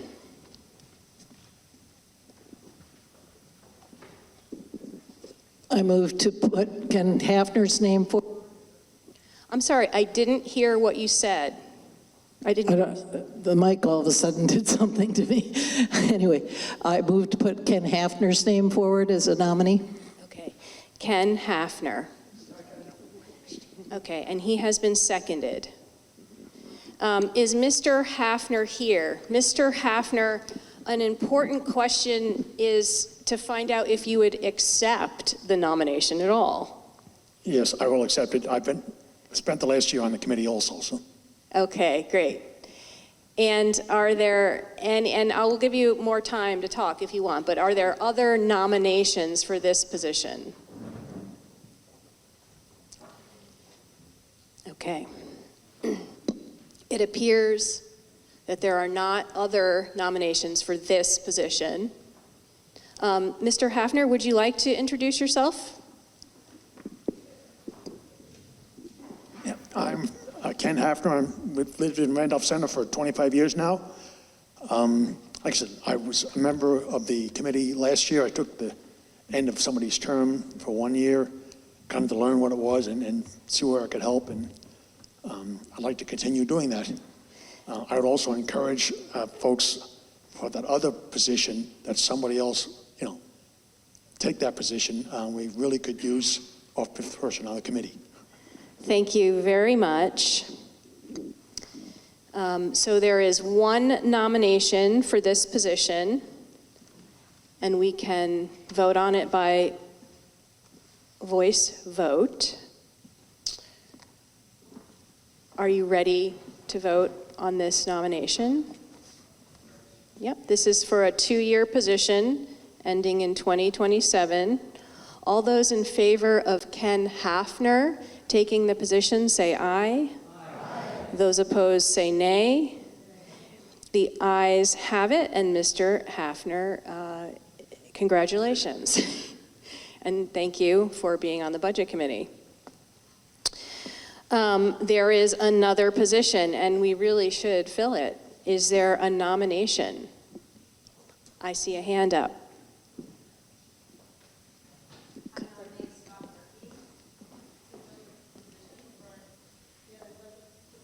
Okay, I have a nomination for Scott Berkey. Is there a second? Second. And there is a second from Mr. Webster. Let me find out first if there are other nominations for that position.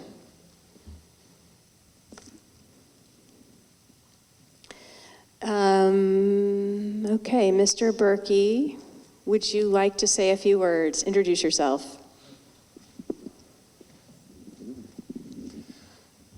Sure. Scott Berkey, moved to Randolph in 1979. I previously served on the Solid Waste Committee, the Police Committee, the Capital Planning Committee, chair of the Planning Commission, alternate on the Development Review Board. Just moved back to Randolph 3 years ago after a brief absence. And was previously elected to the Budget Committee and happy to return. Great, thank you. So again, this is for the second position. It's a 2-year position ending in 2027, and we have one nominee, which is Scott Berkey. Because there's one nominee, we can do this by a voice vote if there is no objection to that. So all those in favor of Scott Berkey being appointed to the Budget Committee, say aye. Aye. Those opposed, say nay. The ayes have it, and congratulations, Mr. Berkey. And also, thank you. That is a super important position, and we have a lot of stuff to talk about on the Budget Committee, so it's really helpful to have you both. Moving on to Article 29. I'm going to read it to you. And you are not required to take it up, but you can. It has to be moved and seconded if you want to take it up. Article 29 reads, shall the voters authorize the Select Board to appoint a town clerk as provided in Title 27 Vermont Statutes Annotated Section 2651E.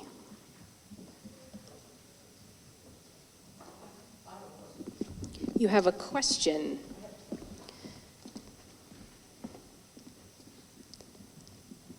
Ruth Tucker. I have a question about both Article 29 and 30. The town clerk or / treasurer's position is appointed but does not report to the Select Board. Is that what this means?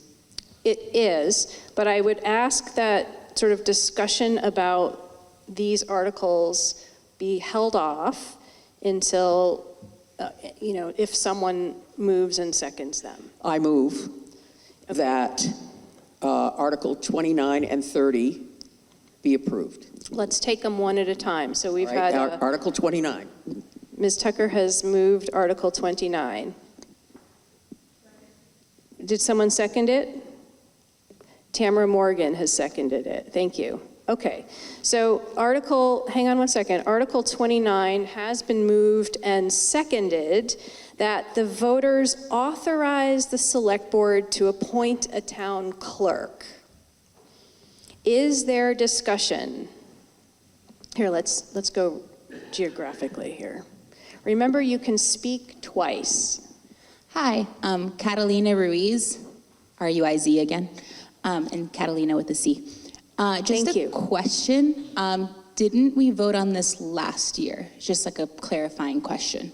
We did vote on it here last year, and the motion was not adopted last year here. You want to go straight back? Oh, okay. Question, does this, Janet Watton? Thank you. Does this eliminate the possibility of the clerk and treasurer being elected instead of appointed? Yes, it does. I had a recent conversation with our illustrious clerk, and she would prefer to be elected rather than appointed. Thank you for that comment. Thank you. I've recognized Ms. Hafner several times and then taken the mic from her. So my question was going to be the same that Janet asked, and I'm glad that she asked it. And I will just make my comment that I would much rather see things elected myself than to have things appointed. I think the people are being ignored otherwise because they should have a say. Okay, thank you. Casey, right there, right behind you. Nope, all right. I'm just trying to save you some steps. Hi, my name is Scott Sauer, S-A-U-E-R. Would you spell your last name one more time? S-A-U-E-R. Thank you. Like sauerkraut. I think just a real important fact here is just keeping these positions elected is more of a checks and balances, and we can all appreciate the need for that at the current times. Thank you. Now, everyone is going to get a chance to speak, that's for sure. We're just trying to. Okay, would you do Ms. Tucker? All right. Hi, I'm Amy Berkey, and I just want to ask, I agree that we should be electing these people, but I do want to know why is this on the ballot, and what is the thinking? Who wants this, and tell me why? Okay, so Ms. Tucker, I want to withdraw my motion. All right, you have moved to withdraw your motion, which in Vermont tradition is called Passover. And when it happens, and it means postpone indefinitely, meaning we're not going to vote on it today. And that's what we do when the conversation has already begun, which it has. So to postpone indefinitely, let me pull out I got ready for this one. Hang on one second. Okay, we have a motion to postpone indefinitely this article. And again, and I think Mr. Webster, did you second it? Yes, thank you. So the postponing it indefinitely would mean we just wouldn't take it up, and the effect of that would be it doesn't pass. There's been a second. This motion to pass over this article is debatable. So is there discussion on the motion? You got to keep it strictly to whether we should pass over it, but is there discussion on that? Yes. Yep, we need a mic up here right in the center. Well, let's get you a mic because no one is as loud as they think. I'm pretty loud. Hi, I am Jamaica Kelly of Randolph Center. Would you spell your last name for me? Yes, Kelley. Thank you. And I am wondering about if we pass over this, we voted on it last year, and if we pass over this year, do we just keep doing this every year? We will keep doing it every time the select board or a member of town puts it on the warning. Yes. Can we answer Amy Berkey's question, though? She had a question about why it's on, who wants it and why it's here. Okay. And I think Mr. Sakowicz wanted to answer that. Okay, great. Mr. Sakowicz, go ahead. I'm sorry. I'm wondering, though, if we're taking things out of order, because we did have that question that would seem to preclude further discussion about why. Please answer. So, okay. It's okay to answer. Okay. So the select board put this question back on the ballot this year because last year when we chose to keep an elected town clerk, we ended up with a vacancy in the town clerk's office for quite some time. And given the other constraints and vacancies in our municipal government, it posed pretty significant issues for the town. We got very lucky that we found and now have a well-functioning town clerk's office. Thank you, Tammy. Thank you, Tammy. But we never know what the future will bring. And if we have an opening in the town clerk's office again, we might find that we have that opening for a much longer period of time.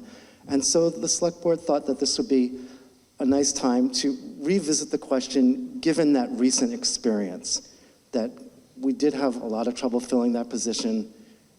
And so we just thought it would be good to ask the body again, we had this problem. Is this something that we want to look at in light of some new information? Thank you. We're gonna let people who have not had an opportunity to speak once first. Go ahead. I'm Sally Penrod. I would like to know if we have a vacancy in the clerk's office and nobody wants to step up to be elected, why would they step up to be appointed? If we have a vacancy and nobody wants it, nobody wants it. So let's vote for the way we want to do it. Okay, thank you for your comment. We're going to give, I think we have a hand up here, someone who has not had an opportunity to speak. 2 hands, 3 hands in this section that you're in, Kristen. It seems to me that the issue, Tell us your name. Latanzi. Thank you. It seems like the issue is a matter of timing, where maybe the vacancy is several months before an election, and I wonder if there could be a caveat added where the select board can appoint a town clerk if it's a significant period of time before an election, so that position isn't vacant for several months before there's an election, but then the position goes to election when that comes around. I'm 99% sure the select board can appoint someone temporarily until the election comes around. Right here, we have this section here. Jessamine West, I am in favor of electing the town clerk. Tammy, you've been doing a bang-up job. I've been really excited to work with you on the Board of Abatement. I would like to say the one thing that appointment allows that I think maybe hasn't been made clear that's useful is that you can appoint someone, tell me if I'm wrong, from out of town. And if someone has to be elected, they need to be a resident of the town in order to be elected, and that is a crucial distinction. I still believe in election because I think it makes the balance of power better, and I hope Tammy lives forever and continues to do this job, and I just, live in dreams and hope. But it is worth understanding the difference between appointed and elected for specifically the residence of the person. But yes, to confirm what was said before, if the position is vacant because of reasons, the select board can appoint somebody anyhow, regardless of what we do here. Thank you. You are correct that an elected town clerk must come from the town, whereas if the select board has the authority to appoint someone, they can select from a bigger pool from any town or even out of state. Tamara Morgan, I'm wondering if Tammy would speak to the reason why she would like to be elected? Or the position to be elected? Is that possible? Only if she wants. Yeah. Oh my gosh. Yes, I'm getting old, just not too old yet for this position. So the reasoning I would like to be elected is I feel like to be appointed, I won't have, and I use this term loosely, the control to do things that I need to do without going through the select board. Recently we were having trouble getting in the vault. We can't run our day-to-day without the vault. Oh, sorry. We had to fix the vault, and there wouldn't have been time to wait for the select board to okay for me to spend the amount of money it took to ensure that we can get in the vault every day, because we can't run the town without it. So I look at things like that, like I need to be able to help you guys in an instant and not have to wait for permission, because I am here for the voters. I'm trying to do the best job I can do, and I hope anyone who's come in is happy with that. But it's always been its own entity. Joyce can attest to that, and it just feels like that's how it should be. It is the term someone used earlier, checks and balances, which is really important.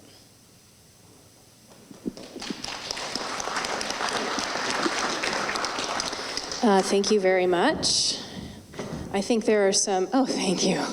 I'm all over the place. Got some more hands up.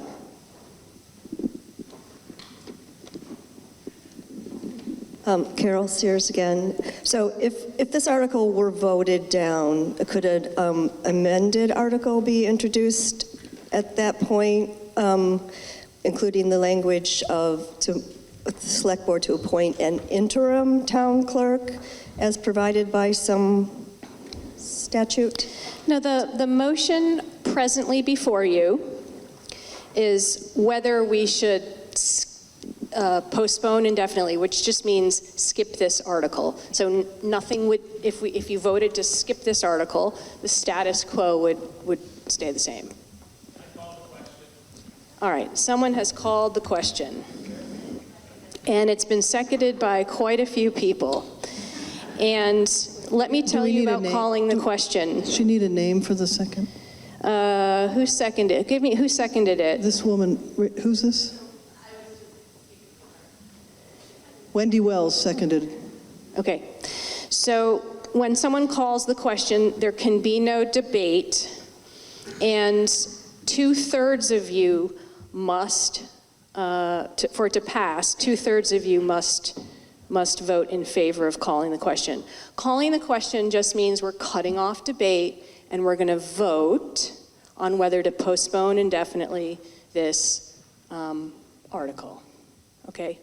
And so I learned something every year that I do town meeting, because I try to get ready and read this book. And I learned recently that a 2/3 vote requires us to do a standing vote. And I didn't know that until yesterday. So we're going to do a standing vote. And what that means is I will ask if you want to call the question. And if you are in favor of calling the question, which again means voting immediately, we're not actually going to do a count yet. I'm sorry. I love our Board of Civil Authority. They're awesome. So again, this is to call the question. If 2/3 of you vote in favor by standing up when we get to it, then we will take up the next vote, which is whether to skip this article today or not. Okay? So, before you right now is a motion to call the previous question. And the previous question is whether we should pass over Article 29. All those in favor of cutting off debate and calling the question, please stand. Okay. It is very clear to the moderator that you want to close debate. Thank you, you may sit. And you would like to now vote on the motion to postpone indefinitely Article, tell me again, 29. So one last time, what we're going to do now is vote on whether you want to pass over or skip for consideration today Article 29.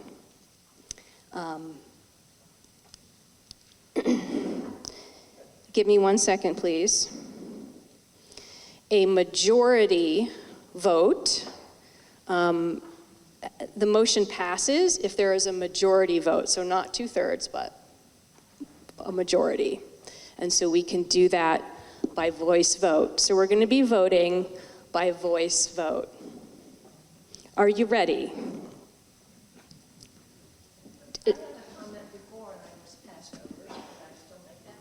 No, I'm sorry. Okay. The question before you is whether we should postpone indefinitely discussion and action on Article 29. All those in favor say aye. Aye. Those opposed say nay. Nay. The ayes have it, and we are moving on to Article 30. Article 29 is lost. Article 30 is very similar to Article 29. Article 30 states, shall the voters authorize the Select Board to appoint a town treasurer as provided in 17 VSA Section 2651F. Now, before you move or second it, think about whether that's what you want to do. And if you want to move it and second it and have a debate, you can. I'm not trying to, I'm just pointing that out. Is there someone who would like to move Article 30?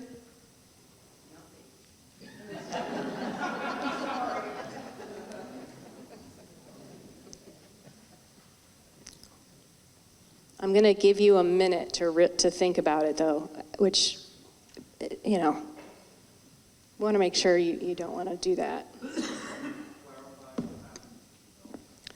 If no one moves it, the article is lost, meaning the status quo continues, and we go backward in the agenda to the other articles. Yes. We have somebody raise their hand and Oh, I'm sorry.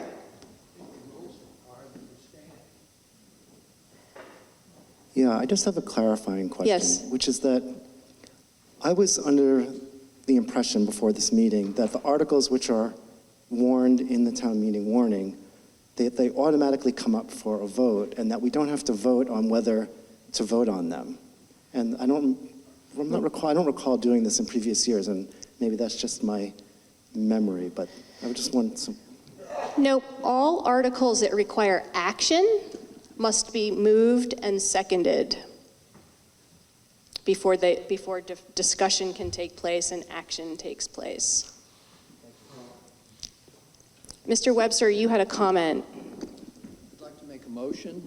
In order that we can dispose of this, I think we need to first have a motion on the floor, and then we can have the postpone indefinitely again. Would you like to move Article 30? I'm not going to vote for this, but I move that, I move the article. Thank you. Mr. Webster has moved Article 30. Is there a second? I see Mr. Penrod raising his hand. Mr. Penrod, you second Article 30. Okay, thank you. So Article 30 reads, shall the voters authorize the select board to appoint a town treasurer as provided in 17 VSA section 2651F. It's been moved and seconded. Is there discussion on Article 30?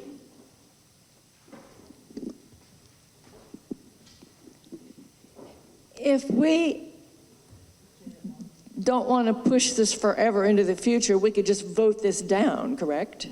You may vote for it or you may vote against it. And voting against it will have the effect of the status quo remaining. So your treasurer will be elected. So if we vote nay, then we don't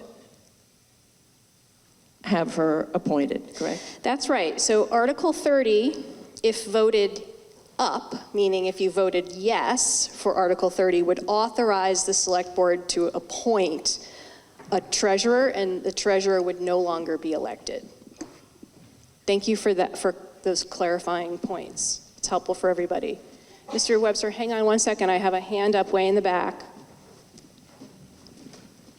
But we'll absolutely get you a microphone. John Mazzucco, Randolph Center.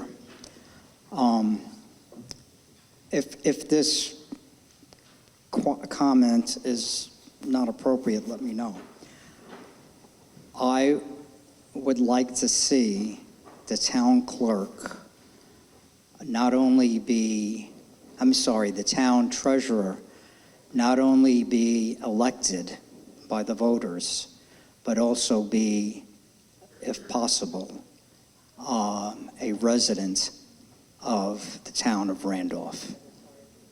What's that? Oh. I've just been informed by the lady who knows my answer. Thank you. Thank you. Hang on one second. We're going to see, raise your hand. Kristen Chandler's in the back of the room. If there's some folks on this side who want to speak. Mr. Webster had stood up. Kristen, if you get to him. I will get to you guys over here. You guys. My neighbors. Madam Moderator? Yes. We've been through this before, so I'm moving that we postpone action on the pending motion indefinitely. Okay, so thank you very much. Mr. Webster has moved that we postpone indefinitely Article 30. Is there a second? I heard Tom Hardy give us a second. Do I get to speak to my motion? Yes. Okay. It is debatable. So if the underlying motion were adopted, the term of the current town clerk, if she's elected on Tuesday, would end in a specified period of time, something like 40 days. So it would actually kick her out of office and she'd have to be appointed. I suggest we suspend action on this today indefinitely. Thank you for your comment. So before the body, and I see Ms. Mizuko back there, we'll get to you. There are other people right here, I think, that wanted to speak. Yes. Mr. Carruthers, if you would state your name. Mark Kelly, K-E-L-L-E-Y, is close. She's close. Sorry, Yeah, Mark. well, it's a familiar name. So I'm just here to say that there are larger issues involved here. One is maintaining the value of town meeting, and another is maintaining democracy in the town. And I think that these are things that should be applied to this thing, and I would suggest that we actually move to the point of actually voting against this measure for those reasons. Thank you very much. So Mr. Kelly would vote down the motion to postpone indefinitely, but would also, sounds like, vote no to the article itself. But both would have the same effect. We have the back corner far away from where you're standing. Thank you to our mic runners, right? Like, that's awesome. No. Okay. Yep, right here. Thank you. Chris Gunnell again. Point of order. We've made a motion and second to have the vote. Then the same gentleman made a motion to skip over the vote. Don't we have to vote first? I mean, we have to answer both It gets super complicated. So the motion to postpone indefinitely actually supersedes the other vote. Okay. I guess it would have just been better if we just voted, probably. So, thank you. Then you should vote no to postponing indefinitely. That's that, if. Can I move to call the vote? Leslie Wisdom. Yes, you can. Awesome, thanks. Give me 1 second to jump up. So there has been a motion to call the question. This is exactly what happened with the last vote.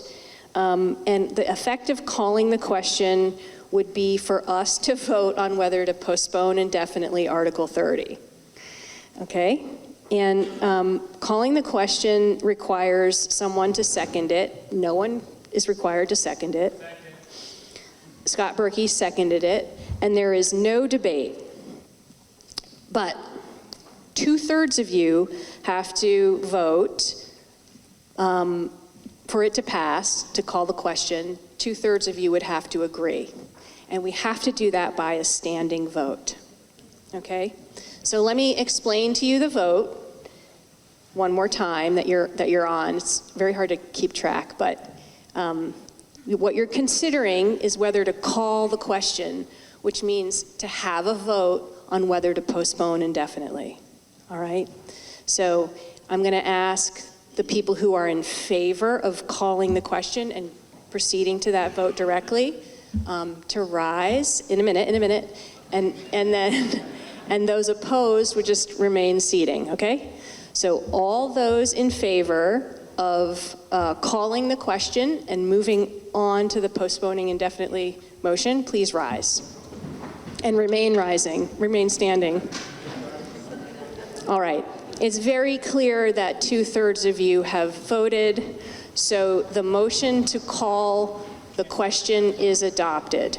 Now, you have to vote, or you can vote, on whether to postpone indefinitely Article 30. Article 30 is to authorize the Select Board to appoint a town treasurer. voting yes to postponing that article indefinitely means the status quo will stay in effect. Okay. And this is a majority vote, so we will do it by voice. I see a hand up. Do you have tell us what your, yes. Does postpone indefinitely mean it can't be brought up? No. What it means is it can't be brought up until next year. Okay. It's not I know it's kind of a blurry word. So someone can, the select board next year can, or a voter can put it back on the ballot on the warning next year. It means postpone indefinitely today. Okay? Does everyone understand that? It doesn't mean for all time and forever. Okay. The motion before you is to postpone action on Article 30. All those in favor say aye. Aye. Those opposed say nay. The ayes have it, and Article 30 is postponed, meaning we will move on and no action will be taken on Article 30. Shout out to Mr. Berkey for helping us get to that. And shout out to all of you for letting me just do it by unanimous consent. Okay, where we left off is, I think we finished Article 6. Oh, everybody's leaving. Article 6.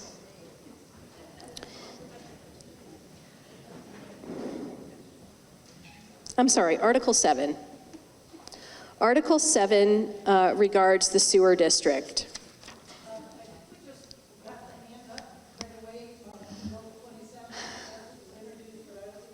Thank you very much. I think you are definitely correct. And so I am going to put Article 6 and 7 before you for discussion if you have any, because they're very interrelated. Article 6 is about the water district, and Article 7 is about the sewer district.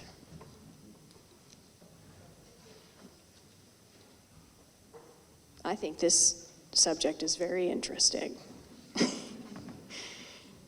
So I hope someone says something.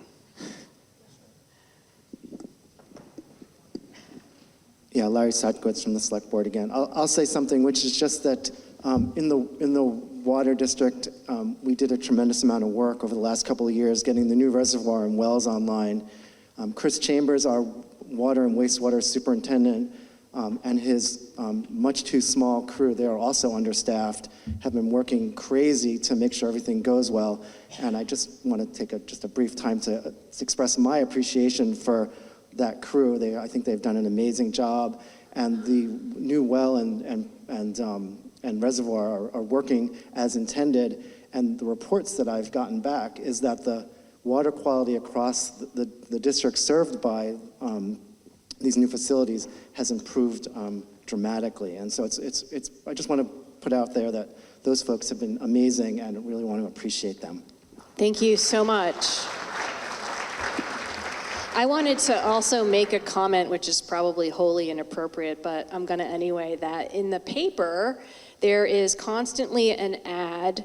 The town is hiring someone to work with Mr. Chambers and it can be someone with no experience. They will train, they will help you get licensed, it pays well, it has benefits, and it's perfect for a lot of people, but it's perfect for a young person. If there's a young person in your life who's looking for a career, it's in the paper.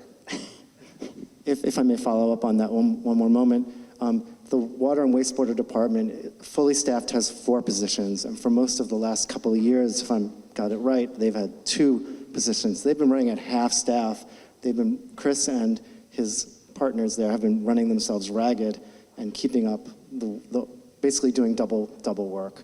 Yeah. And also, Chris Chambers is a wonderful human being and a great boss. So if you are looking for employment or know somebody who is, especially as our moderator just described, it's tough work. It's outside. There's some unpleasantness involved, which you can imagine. But it's a place where people can experience a lot of professional growth and work for a really experienced and wonderful supervisor. Yeah. I had to get that off my chest. I would like that job, actually. Okay, if there are no other comments, we will move on to Article 8, which is to allow the town voters to authorize a certain amount of money in support of ambulance services. Is there any discussion regarding Article 8? Yes. Maria Puglisi, Randolph. Ms. Puglisi, would you spell your last name for Ms. Munyon? Puglisi. Thank you. How many other towns are involved in that budget? That's a really good question. I wonder if you could tell us how many other towns are involved in that budget? Yeah, it'd be the Werva service area, and I don't know exactly how many, but most of our neighbors are, but I don't know that number off the top of the head. We're the largest by population, for sure. It might be. It's one of those things that's larger than you think, but I wouldn't want to hazard a guess. And Werva is the White River Valley Ambulance Service, for those of you who are new.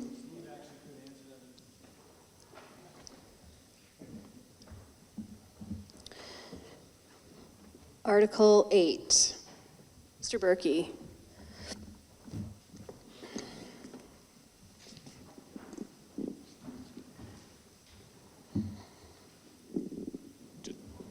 Scott Berkey, yep. Just a couple of questions of curiosity. If approved, it just says ambulance services. Is that true that the town can purchase those services from any ambulance service? And I'm also interested in the distinction between the ambulance service and the special appropriations and why it's not a special appropriation. I wonder if you could answer those two questions. The ambulance question was split out from the general fund, so it's something that was put on by the initiative of the select board rather than petitioned or through the special appropriation process, so they're different for that reason. And I'm sorry, I think I missed the first. There was another half to that, and I'm sorry. The idea would be if it passes, we stay with Werva, but we could look at other options for contract services. That's pretty much what that would provide.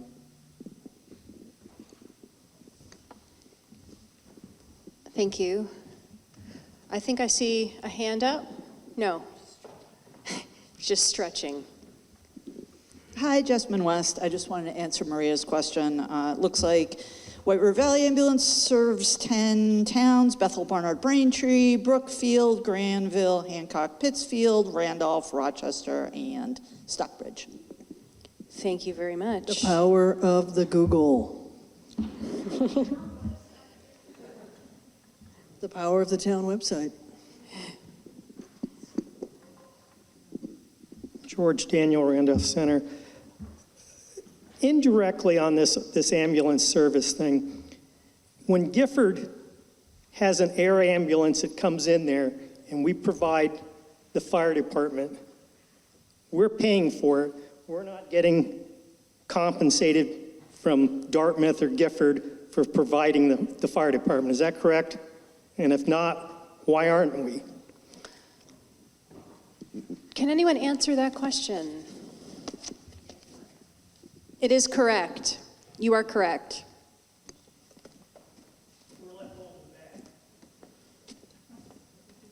Yes.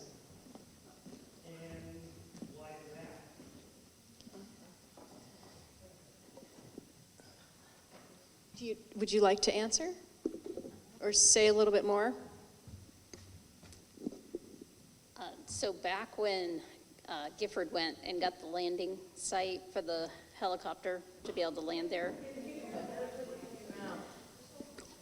So way back when Gifford wanted the helicopter service and moved the pad out by the road, it was the only location they could be permitted for it, and it requires the road to be closed. To close a road, you have to have certain credentials. You got to go through a training for the flagging and for all that. So that's how the fire department ended up stepping up to play that role. Those streets have to be closed when that helicopter either lands or takes off. Thank you. I learned something. Madam Moderator, we have a question up here. Great. And Brandon, so I'm just wondering where you would like to buy this ambulance service from. Barry? We presently, I think you may not have heard the answer two times ago, but we presently purchase services from White River Valley. I know that. And that town could consider other agencies if it wanted to. Like in Barry? Yeah. Right. I don't find that very efficient. I mean, we are a rural town. We don't have that many options. And the other thing is holding the bag for services of helicoptering people out of here. I live in a house where a child was helicoptered out. I don't mind holding the bag for that. Thank you. Thank you.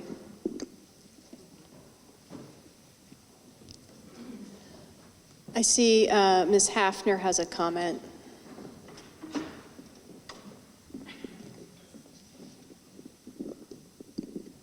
I'm not in a well-informed position to be commenting on this, but maybe somebody can fill in some pieces.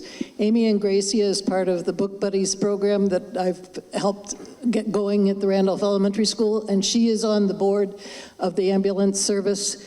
She lives in Brookfield, but she commented that there's nobody representing us there from the Randolph area. I'm just pat.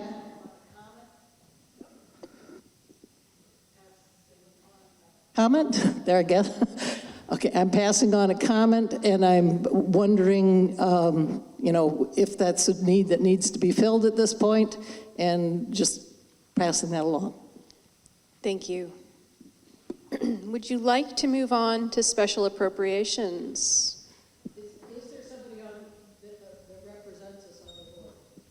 Is there somebody who represents us on the board?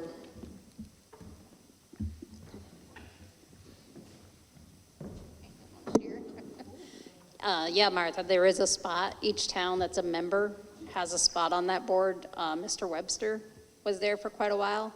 We've advertised, it's been out there. Nobody's stepped forward. And if somebody's interested, they just have to write into the select board that it's something they want to do, give a little bit of their background, and we'll consider that along with the rest of the appointments here coming up. But while I have my 10 minutes, I'm just kidding. As soon as Tuesday's over, we have an organization meeting for the select board. So there's all kinds of committees that people can feel free to write in and want to jump on and participate in. We find ourselves sitting at openings with nobody interested, but if there's anything from recreation to working with the town forests to helping with the wastewater committees, there's just all kinds of things, whatever your interests are. So feel free to pen pal our town manager. Thank you very much.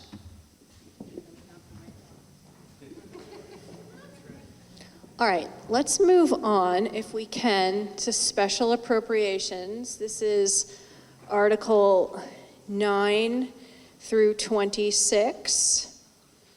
And how we have done this in the past is if there is someone from an organization who's seeking money on this list, we let them speak first. So I see a couple right here. Thank you. Okay. I'm Ruth Tucker. I sit on the Regional Operating Board of Tri-Valley Transit. And I, first of all, want to thank you sincerely for your support in the past years. We've requested the same level funding and hope that you will consider being kind to us again this year. Tri-Valley Transit celebrated its 5 millionth ride after 25 years. And and you may have seen us at the first Friday night happening in, I think it was September that this occurred. So I just wanted to point out that we continue to provide free rides for everybody in the Randolph area. Our circulator moves around the town. You'll see us with our tricolor buses. And in this past year in Randolph, we provided 14,000 rides, and that's just in town. So I would also like to mention that we, like other organizations who are funded through the federal government, 81% of our funds come from the federal government, and we are being messed with like everybody else. So it's a really, really critical time, and I hope that you will be ready to rise up should the need arise, and help us in whatever legislative or other means that we may need. So it's not just the $15,000 appropriation, and we thank you again. Take care. Thank you very much. I'm Clark Parmalee. I'm from Randolph Center, Vermont. I'm the newest, well, of course, Vermont. I'm the newest member of the Board of Trustees for the Randolph Area Food Shelf. I'm here today because the food shelf is asking the town for $15,000 from the town. We're currently getting $5,000, and I'd like to talk a little bit about what the food shelf is and what we do. So it's a completely volunteer-ran nonprofit organization, all ran by members of the community. We allow families in the central Vermont area to shop once a week for food that's allocated on a shopping list according to the size of their family. But we allow people to shop whenever we're open for bread and produce if it's available. We're open 5 days a week for a total of 12 hours. We also partner with Tri-Valley Transit to help people make it to the food shelf who can't otherwise. And we started a new program delivering food to families who also can't make it to the food shelf. The reasons for asking for an increase in funding, to give you an idea of the numbers, in 2021, we provided food to 302 families representing 756 people. In 2024, that rose to 619 families representing 1,744 individuals. So the demand has more than doubled. Of that, 346 families, or 945 individuals, were Randolph residents. Another main reason for the ask of increase in funding is the rising cost of food, specifically egg and meat costs. We have been buying eggs from a Vermont farm, and the newest prices that came out are going to add to the demand about $12,000 a year, just on the most recent increase in egg prices. We purchase food from the Vermont Food Bank, grocery wholesalers, and discount grocery stores and local farms when we can. Our SKIP, or School and Kids program, which provides breakfast and lunch meals to kids over both winter and spring and during summer breaks. Last February break, there were 64 participants. This February, it was up to 75. We provide shelf-stable food bags to all Gifford Medical Center campuses for patients in need of emergency food. So once again, we're asking for an increase to $15,000 this year from the town of Randolph. Thanks.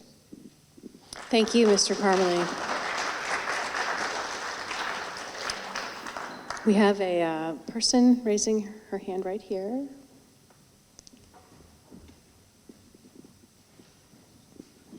Thank you. My name is Kathy Robbins, and I'm the psychiatric nurse practitioner at Claire Martin Center. We are on the ballot for 8,000, requesting that, which has not been a change over the years. Although I can imagine most people can appreciate mental health has certainly increased a lot. We certainly, try to provide as much services as we can to the town, and not just in the village, outside, obviously, always. But we do have some statistics too, and I do think that those are impressive numbers. We cover Orange County, sort of this side and the other side, so as far over as Bradford. But for local services, we have served 121 children and family services. We also have EVA. I don't know if folks are aware of what EVA is over in East Randolph. And we have school services over there, vocational services. We certainly help people try to find jobs who have a mental health diagnosis, which can be challenging sometimes. Certainly our adult services, we've served 165 just adult services, which interesting being at those doors. Certainly feels like a lot more than that some days. We have a CSP program, which is a chronic care program for the mental health, folks with mental health diagnosis. We have 34 new. I would say this number is about having new clients. We have transitional housing, if folks are aware of Safe Haven, Christmas Place up on the hill. We certainly work a lot with substance use and co-occurring diagnosis, both mental health and substance use. We work with the justice programs, our local justice programs. And the timing is not always so great in life, right? But so we have what's called mobile crisis. So when it's available, when the need arises, for example, Scott will call and say, hey, listen, this may be sounding a little more like a mental health, is somebody available to kind of come out with us and look at this from that angle? And so we have been able to sort of support the local police with that. We have what's called an access program where you don't need an appointment. There are certain days of the week, you walk through the door, you fill out paperwork, and you can become connected. So that has been an incredible change in our practice, and really, I think, made a big difference for many folks. Our therapy services and psychiatric services from prescribing has really been impacted by that program. Do you know the days off the top of your head? I'm going to try really hard. I think I'm correct, but I wouldn't be so quoted. I believe Mondays at the 11 main office down here. And I believe those hours are from 12 to 3. And then on Thursday, same office, 9 to 12. And then there's also Ayers Brook, which is our child and family program over by the graded school. They have hours on Thursday also, and I think they're 9 to 12 in the morning too. Thank you. I do apologize for not having that quote in front of me. And one of our newer programs has been peer services too. If you can imagine, many folks with a mental health diagnosis, it means more when you live the lived experience, right? So we've certainly implemented many of these programs. We received a grant several years ago. It's called CCBHC. It's a certified community-based integrated health services. So it's an opportunity for us to sort of, this is where our expanded services a lot have come from, including case management. We have folks who come through the door for access who, I don't know how to fill out a form for housing. I don't know how to apply for something. Just need some help. Don't know how to do, any kind of economic services. So we have a case management department that can really help them also get some footing underneath them. So again, our numbers haven't, we've been the same requests for 8,000 over the years, and it hasn't changed this year. Thank you very much. Could you tell us one last time your name, actually? Could we get your name again from Clara Martin? Oh, Kathy Robbins, sorry. Thank you. Other agencies? Anyone here from an agency? Yeah. Wonderful.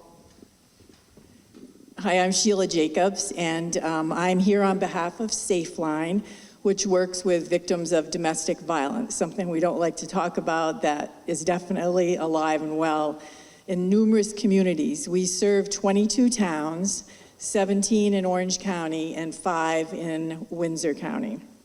And last year, we were able to help 285 victims, and of that 285, 52 of those victims were from the town of Randolph. And we appreciate the support of the police department in Randolph when we have to use it. But mostly Safeline is able to help victims find housing and other services that are really important for them to get away from their abuser, the women and the children, and especially pets also. So we appreciate the support that the town always gives us. I've served on the board for 6 years now, and we're always looking for volunteers that would like to be a part of Safeline, because we serve 24 hours a day, 7 days a week. That call, someone's on the other end to help you. And we look for volunteers for the volunteer hotline, and we also at this time have a board opening.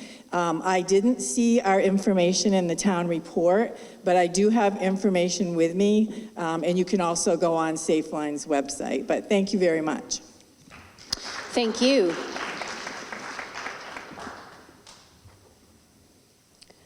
Are there other general comments about Articles 9 through 26?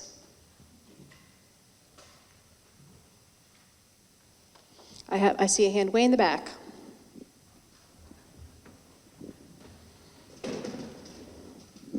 Sequoia Walters. I just am a newer resident. I'm wondering, what is the art bus and why is it significant to Randolph?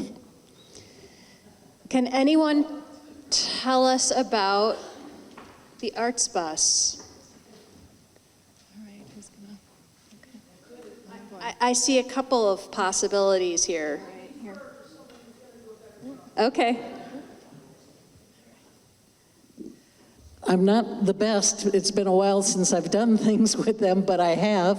The Arts Bus is somewhat a Vermont feature here in that we have recognized the need for trying to encourage students in the arts arena, and it's been a setting where it goes from wherever there's a summer event going on. There's a lot of times where you'll end up seeing it.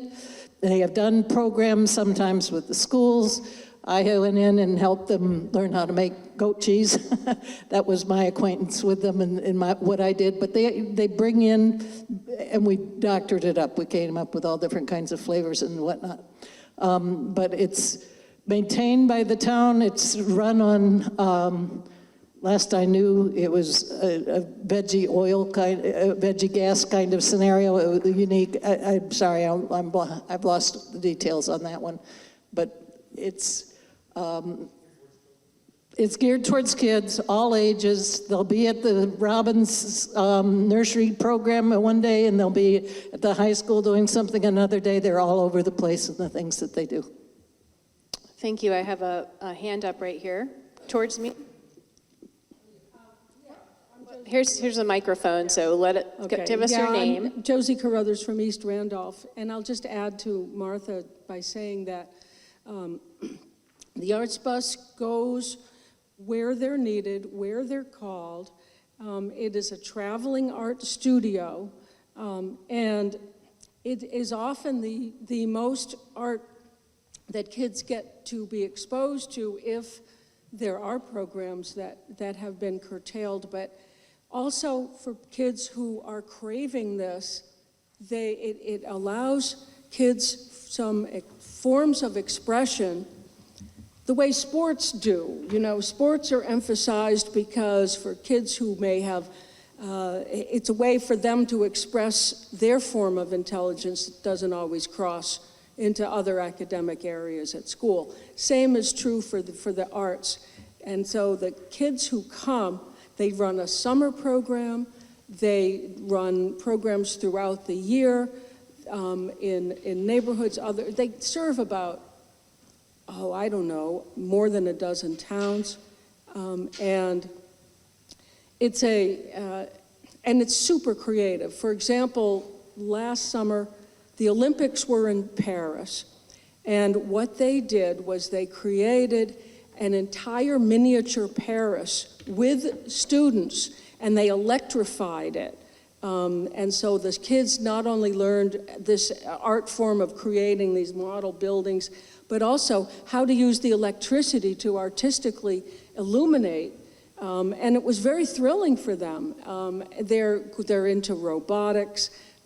So it's not just finger paints, but for some kids it is finger paint. So it's across the board, it's super creative, and it is a major lifeline for a lot of kids from difficult families who get to climb on this bus and express themselves in ways that are important to them. It's a great outfit. Thank you. Is there any further business?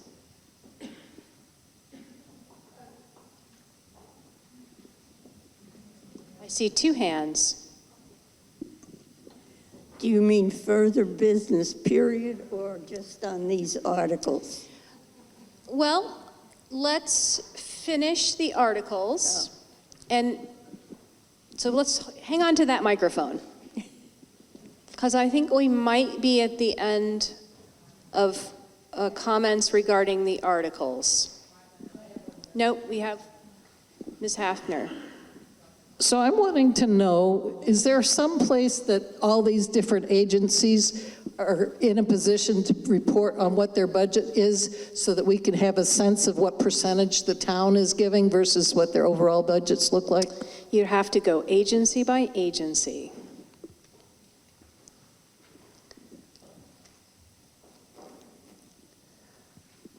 There's no, one spot.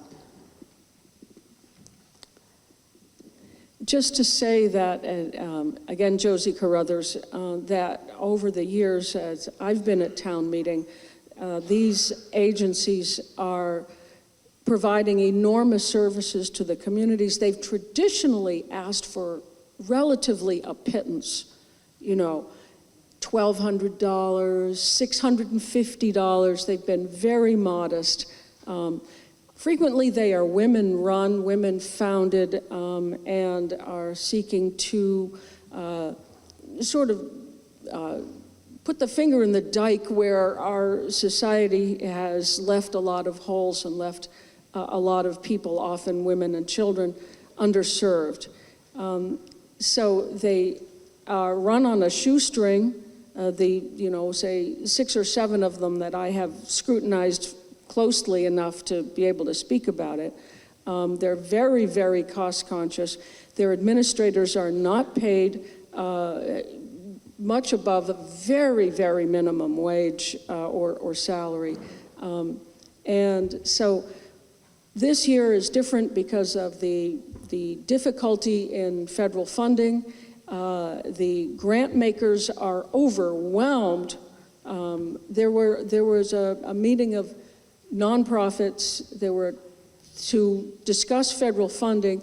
There were 12,000 people online, heads of nonprofits around the United States, sort of desperately saying, where are we, with the lack of federal funding, what are we going to do? There was another 12,000 in the wings just watching remotely. So I think if we can possibly afford it in this town to get these people served, it would be a good thing to do. Thank you. Is there further business? Go ahead. I'm Irene Schaefer, probably the oldest person here at age 96. First of all, I would like to thank all of you who have supported our push to serve Mirgorod, Ukraine, our sister city, at this time and for the past 3 years. I'm very grateful for the support that so many people in this town have offered us through Project Up. However, right now, I'd like to say something that troubles me greatly. At my age, In the early 1920s, my parents emigrated to the United States from Germany following the devastation from World War I. Thus, fortunately, I was born here and have had the opportunity from this nation, this country, to have my education, which was wonderful, have lived here in peace ever since World War II. I would like to advise everyone here to research online what is known as the Enabling Act of 1933 in Germany. Compare what happened after that leader and his self-appointed cabinet appointees were able to accomplish within 3 months, while the Reichstag, their Congress, sat quietly back and did nothing. They were eventually fired. And what is happening now in the United States? We all know the outcome of that dictator who ravished all of Europe and caused the Second World War. We are now experiencing a leader and a cabinet in our own nation who are slowly dismantling our government. Heads of agencies are being fired and replaced. Our Joint Chief of Staff and the heads of each of our military organizations have been fired and replaced. Congress acquiesces to all of this or sits back silently, giving up their right as part of our constitutional checks and balances, as did the aforementioned Reichstag in Germany. How many months will it take until we no longer live under our Constitution, but are consequently living under a dictatorship? Or are we already there? I ask you to holler loud and long, speak out whenever and however you are able. Contact friends and relatives in other parts of our country. Make known to one and all what the United States of America is facing right now. It is your duty to be vocal and to be heard. Or are you willing to give up the rights of our forefathers provided for us? Please think on this and take it seriously.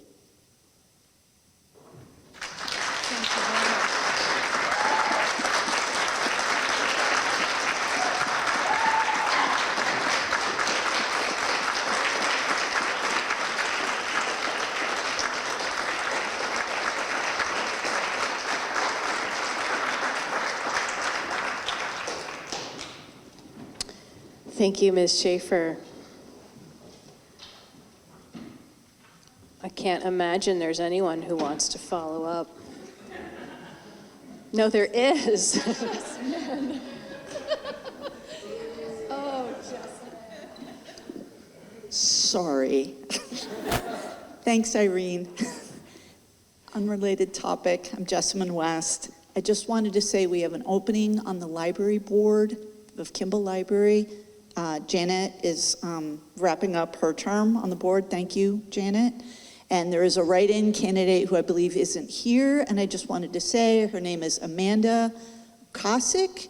She works over at the Weebird. She is delightful. She deserves your write-in vote on the library board for library trustee, Amanda Ukasik. We're all counting the votes, so if you get close on the spelling on the last name. And I also agree with Irene that we need to fight fascism as much as possible. Thank you. Thank you. Is there any further business? So we're going to say we're done, or what? No, there, I want to say because I've got to leave. please, you have the floor. We'll give you the microphone, Mr. Daniel. George Daniel. After listening to a lot of this stuff, especially this law enforcement issue, people forget years and years ago, East Randolph and Randolph Center were actually kind of a separate entity. And now listening to this, a lot of this, I think, and I spent 25 plus years delivering mail up in Randolph Center, so I pretty well know the people up there. I think it's time for us, not us here, but East Randolph and Randolph Center to see about divesting themselves from Randolph and going our own way, because we actually have more in common because of the nature of our communities up there with Brookfield than we do with Randolph. And I mentioned before, they had had a petition years ago, probably died on the vine and stuff, but I think that needs to be revisited, and maybe the select board should talk to their legal counsel and stuff, because as an example, I'm actually in the fire district in Randolph Center, which has 60-something families. We actually still have a charter where we can go as a standalone right now. So I'm just throwing this out to the select board, that why I'm coming to this now is they name streets after people like you, one way. And I think we need to start embracing East Randolph and Randolph Center a little bit more, as opposed to treating us as a little sugar daddy for all your little pet projects down here. Thank you. Ms. Hafner. There's been this little school bus display in various settings in town, at the Herald, at the Kimball Library, at the Town Hall, at the Senior Center, and Brookfield and Braintree also had them at their town halls as well. And they were passed out in numerous places around town as well. And it was just a very generic. There's a lot of things happening on school issues all around the state. And I felt like, you know, it might be a good time for people to make their comments known about how they feel about their school. And it was very broad, nothing offensive to anybody in what was being asked of anybody to evaluate. And I told people I would attempt to make a report at Town Hall. So here I am. The biggest report is hardly any of you responded. So I don't really know what that means. Either you're going with the flow and you like it, or you don't really care enough to comment. I'm not sure. There were a couple comments, and I will just allude to them at this point. This was one regarding an Act 77 position that somebody felt that there was special education needs that needed to be better known in the community or by the school administration.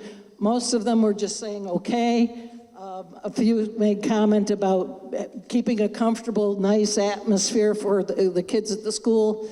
And you know, there's really not a whole lot to report on here, but I would really like to know from most of you, since there's only six voices that spoke up, as to what your feeling is about the school. Do you really like it? Do you think that they're doing a great job? Are there places that you know that could be needed? Does it make sense to continue this in some fashion so that more comments are heard? I can tell you that the annual school district meeting is Monday. And encourage you all to come. Oh, a motion to adjourn. Well, and a second. Okay. This motion is to adjourn the meeting.